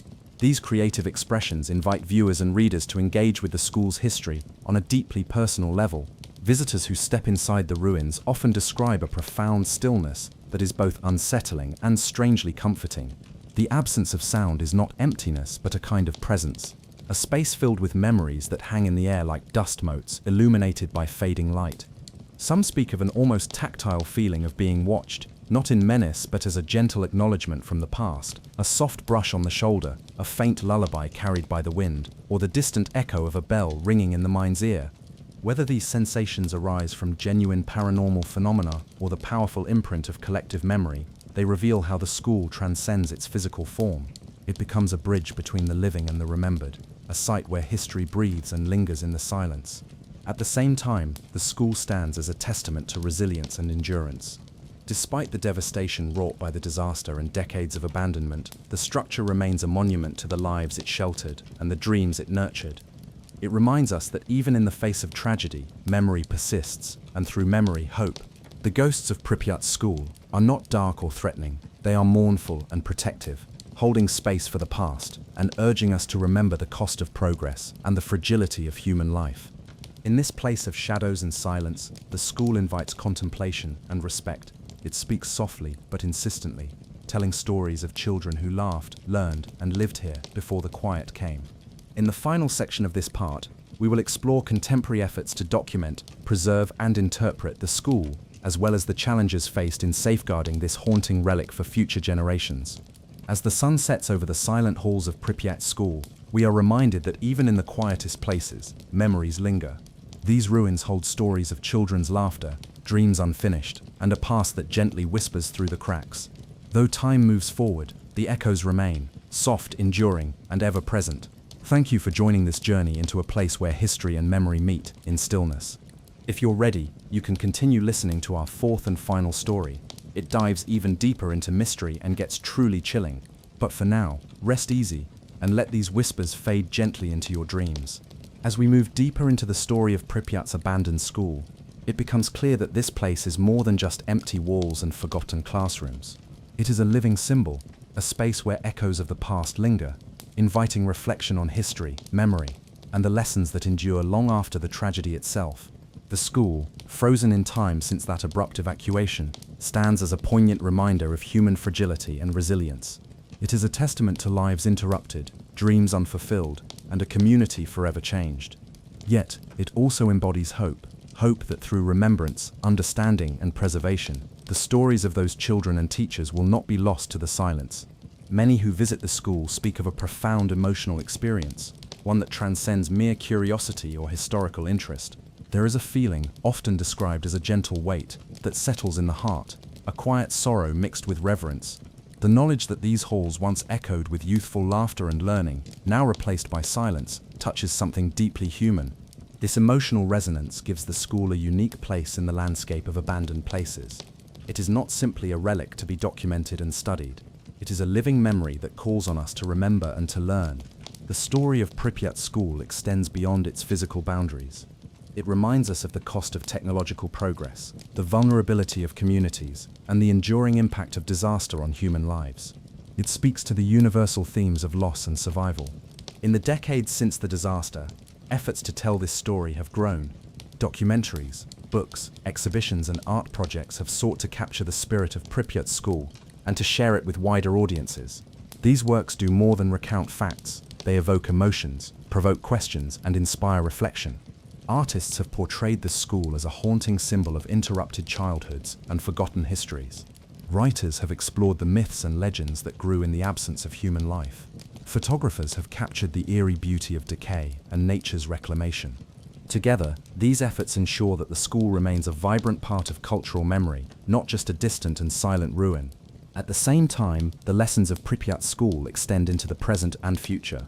It stands as a cautionary tale about the potential consequences of human error and environmental negligence. It challenges us to consider how we approach technology, safety, and responsibility. Preserving the school is not just about maintaining a building, it is about safeguarding a legacy, one that reminds us to listen to history's warnings and to honor the lives it affected. In practical terms, this means supporting conservation efforts, encouraging respectful visitation, and promoting education about the disaster and its aftermath. It means ensuring that the stories of those who lived and worked here continue to be told. Furthermore, the school invites us to consider broader questions about memory and place. How do physical spaces carry meaning beyond their material existence? How do ruins become sites of remembrance and storytelling? How do nature and human history intertwine to shape our understanding of the past? These questions resonate far beyond Pripyat, touching on universal human experiences of loss, memory, and connection. In the quiet halls of the school, where dust motes dance in fading sunlight, where vines creep over peeling paint, and where silence speaks volumes, we find a space for contemplation, a space where history, memory, nature, and myth entwine to create something profoundly moving. As we reflect on this, we are reminded that places like Pripyat School do not belong solely to the past. They are part of our shared human heritage, reminders that the stories of individuals, families, and communities matter deeply. They challenge us to hold memory with care, to respect history with humility, and to carry lessons forward with compassion. In closing, the haunted ruins of Pripyat School call us not just to look back, but to engage with the present and future. They urge us to listen closely to the whispers in the walls, the rustle of the trees, and the echoes of children still playing in our collective imagination. And in doing so, they offer a quiet hope that through remembrance and reverence, life continues, even in places where silence seems absolute. The haunting silence of School Number 1 in Pripyat has not gone unnoticed by the world. Since the Chernobyl disaster cast its long shadow, the abandoned school has become more than just a forgotten building. It is a powerful symbol of history, tragedy, and the resilience of memory. Yet preserving such a place is no simple task. Years of exposure to the elements have taken their toll. The building's concrete shell is cracked and crumbling in places. Paint peels from walls like fragile layers of skin. Rust eats away at metal window frames and playground equipment. The floors, once polished and bright, are now layered with dust, fallen plaster, and the slow encroachment of moss and weeds. Rainwater seeps through shattered windows and holes in the roof, accelerating decay. Nature continues its slow reclamation, and time has etched its marks everywhere. The challenge for preservationists is to respect this delicate balance, to honor the natural transformation without allowing the history to be lost entirely. Inside the school, every surface is a canvas of memory. Chalkboards frozen mid-lesson, open books left on desks, forgotten belongings like scarves and notebooks. These relics tell stories of lives interrupted. Even the faintest remnants become precious artifacts, fragile links to a vanished world. Documenting these details has become a priority for historians, photographers, and archivists who work tirelessly to capture the essence of Pripyat's schools before more of it disappears. Their efforts include detailed photographic surveys, video recordings, and collection of oral histories from former residents. Digital preservation also plays a vital role. Three-dimensional scanning and virtual reality recreations allow the school to be explored remotely, preserving its atmosphere and history for those who cannot visit in person. These technologies bring the silent halls back to life in new ways, inviting a global audience to witness and remember. Yet preservation is not without its obstacles. Radiation levels, although significantly reduced, still pose health risks in some parts of the school and city, limiting access and complicating restoration work. Safety concerns restrict the time researchers and visitors can spend inside, making thorough conservation difficult. Additionally, there is the question of purpose. Should the school be restored to its former state, or should it be left as a ruin? A poignant reminder of loss and abandonment. Some argue that its current state tells the story more powerfully than any restoration could, that the cracks and decay speak to the passage of time and the fragility of human endeavors.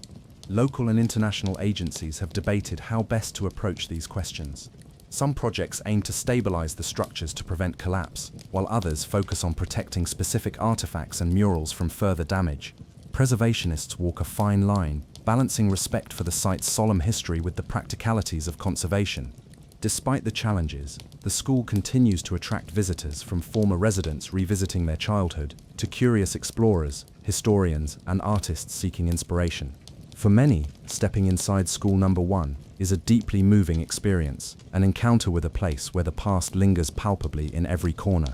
The school also plays a role in education and remembrance.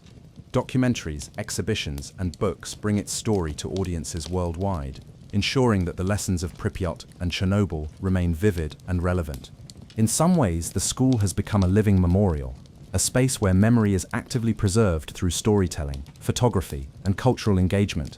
This ongoing dialogue between past and present helps keep the spirits of the children alive, not as ghosts to fear, but as memories to honor. The ruins of Pripyat School are a powerful reminder of humanity's resilience, that even in abandonment and loss, there is meaning to be found. They invite us to reflect on history's fragility and the enduring strength of remembrance.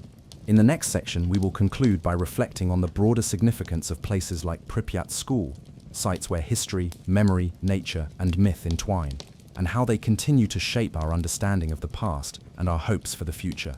When the last bus left the streets of Pripyat, and the doors of School Number 1 closed behind them, the city was swallowed by a silence unlike any other, a silence that was heavy, thick, but not empty. What followed was a slow, patient invasion, not by people, but by nature. In the months and years that passed, without footsteps echoing through its halls or voices filling its classrooms, the school began to change. It was as if time itself softened its edge, allowing vines, moss, and grass to creep gently over cold stone and cracked concrete. Nature reclaimed the space, but it did so with a kind of reverence. It did not rush in to obliterate, but rather wrapped the building in a quiet embrace. Outside, the playground, once a joyful arena of laughter and childhood games, grew wild. Grass sprouted through cracks in the asphalt. Wildflowers bloomed where children once ran barefoot. The rusty chains of the swings creaked softly in the wind, motionless yet alive, like sentinels keeping watch over a lost world. The towering trees surrounding the school cast long shadows over the walls, their branches reaching as if trying to touch the secrets hidden inside. Inside the classrooms, the transformation was slower, but no less striking. Desks sat covered in layers of dust, some overturned, others still aligned as if waiting for students to return. Chalkboards, once scribbled with math problems, poems, and lessons in history, now bore faint remnants of white chalk, slowly fading into the darkness. Windows, cracked and broken, let in the elements, rain, wind and sunlight, painting the floors with shifting patterns of light and shadow. The scent of old paper, mixed with damp stone and earth, filled the air. It was a smell both foreign and familiar, a reminder of life paused and memories preserved. The murals painted on the walls, bright reds, blues and yellows of Soviet-era propaganda and cheerful scenes of children playing, peeled and cracked, yet still whispered stories to those who looked closely. Nature's reclamation was not just a physical change, it was a transformation of atmosphere. The school became a place suspended between worlds, between past and present, life and silence. Many who have walked the halls speak of an eerie calm, a feeling that the building itself remembers its purpose and the people it served. There is a quiet reverence here, a respect that the ruins command without words.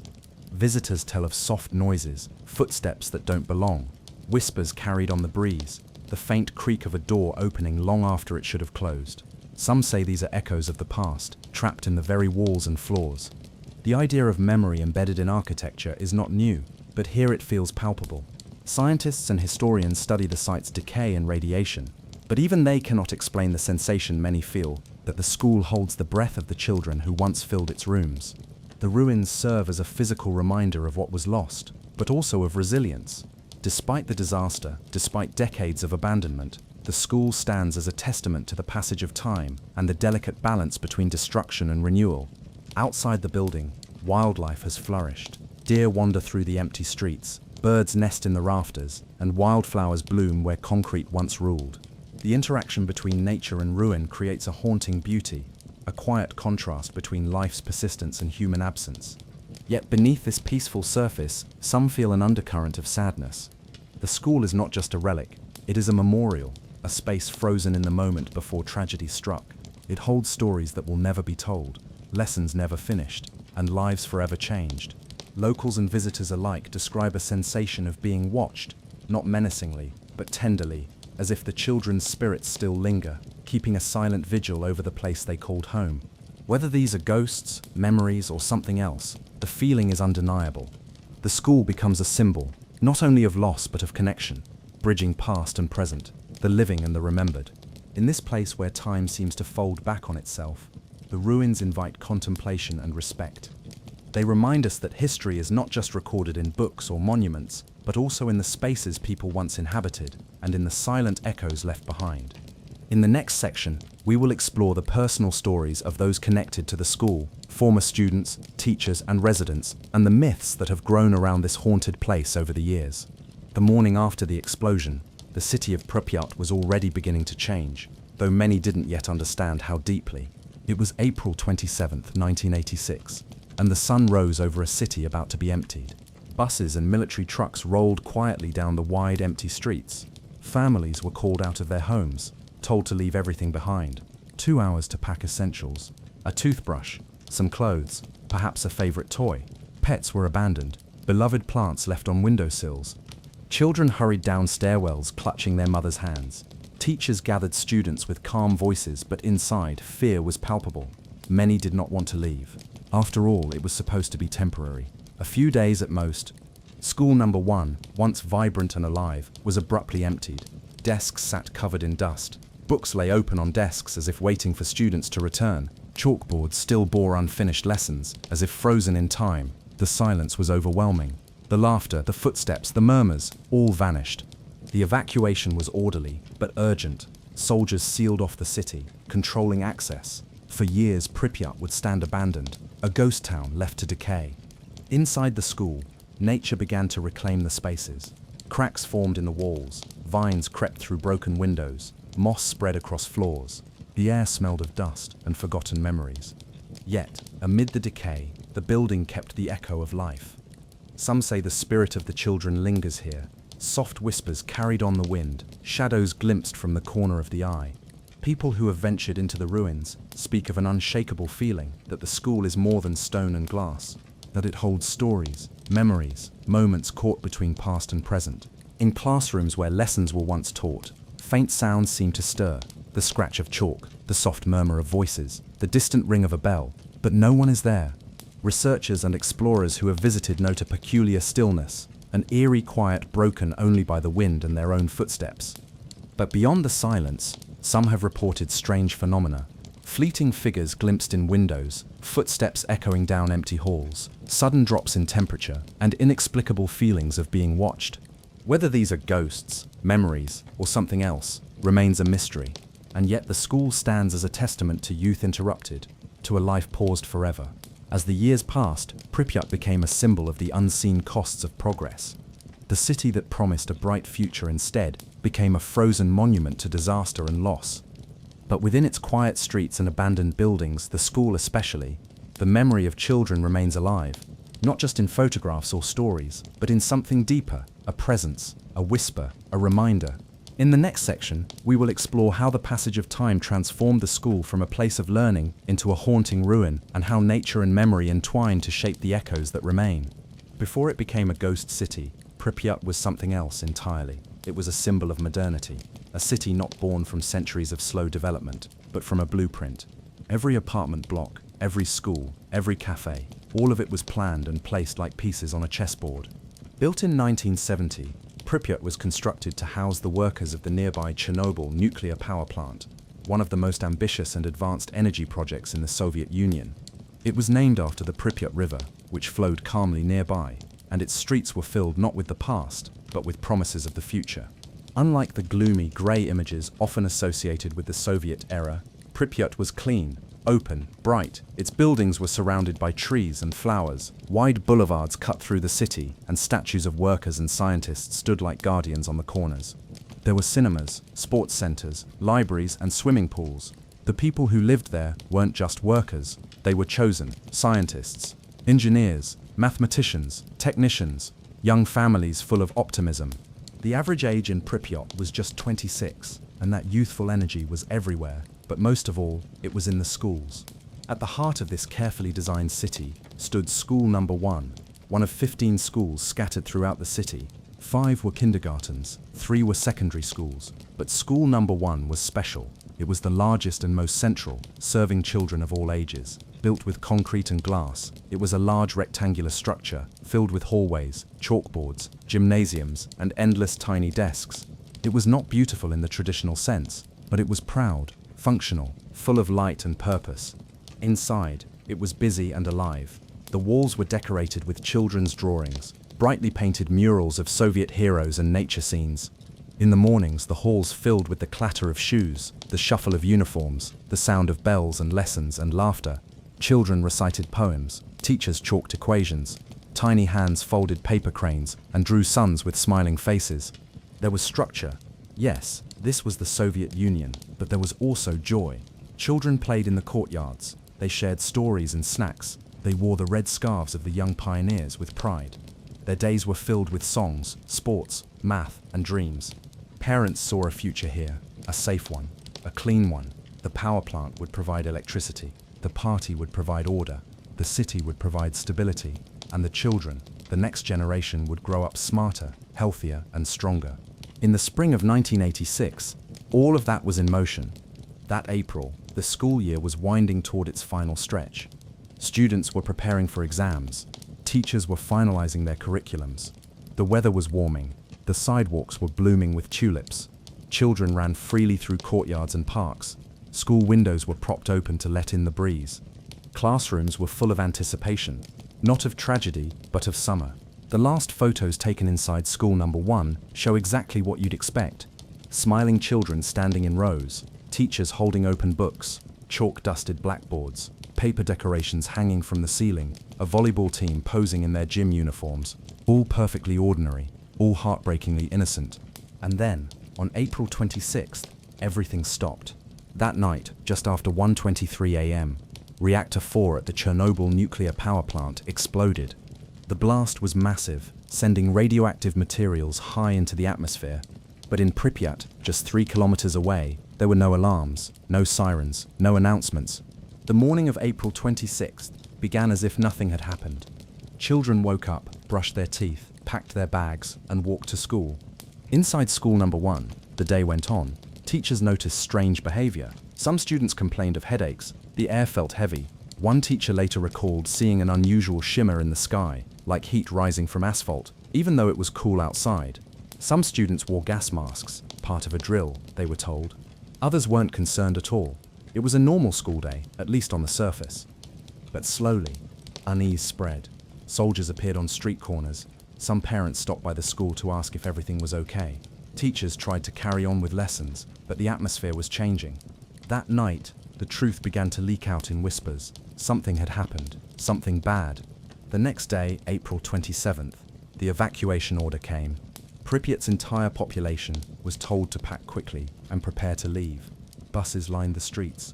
Residents were told it would only be 3 days, just enough time to contain a minor emergency.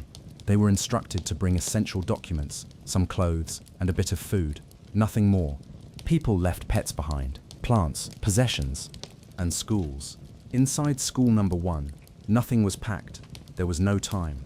Notebooks were left open.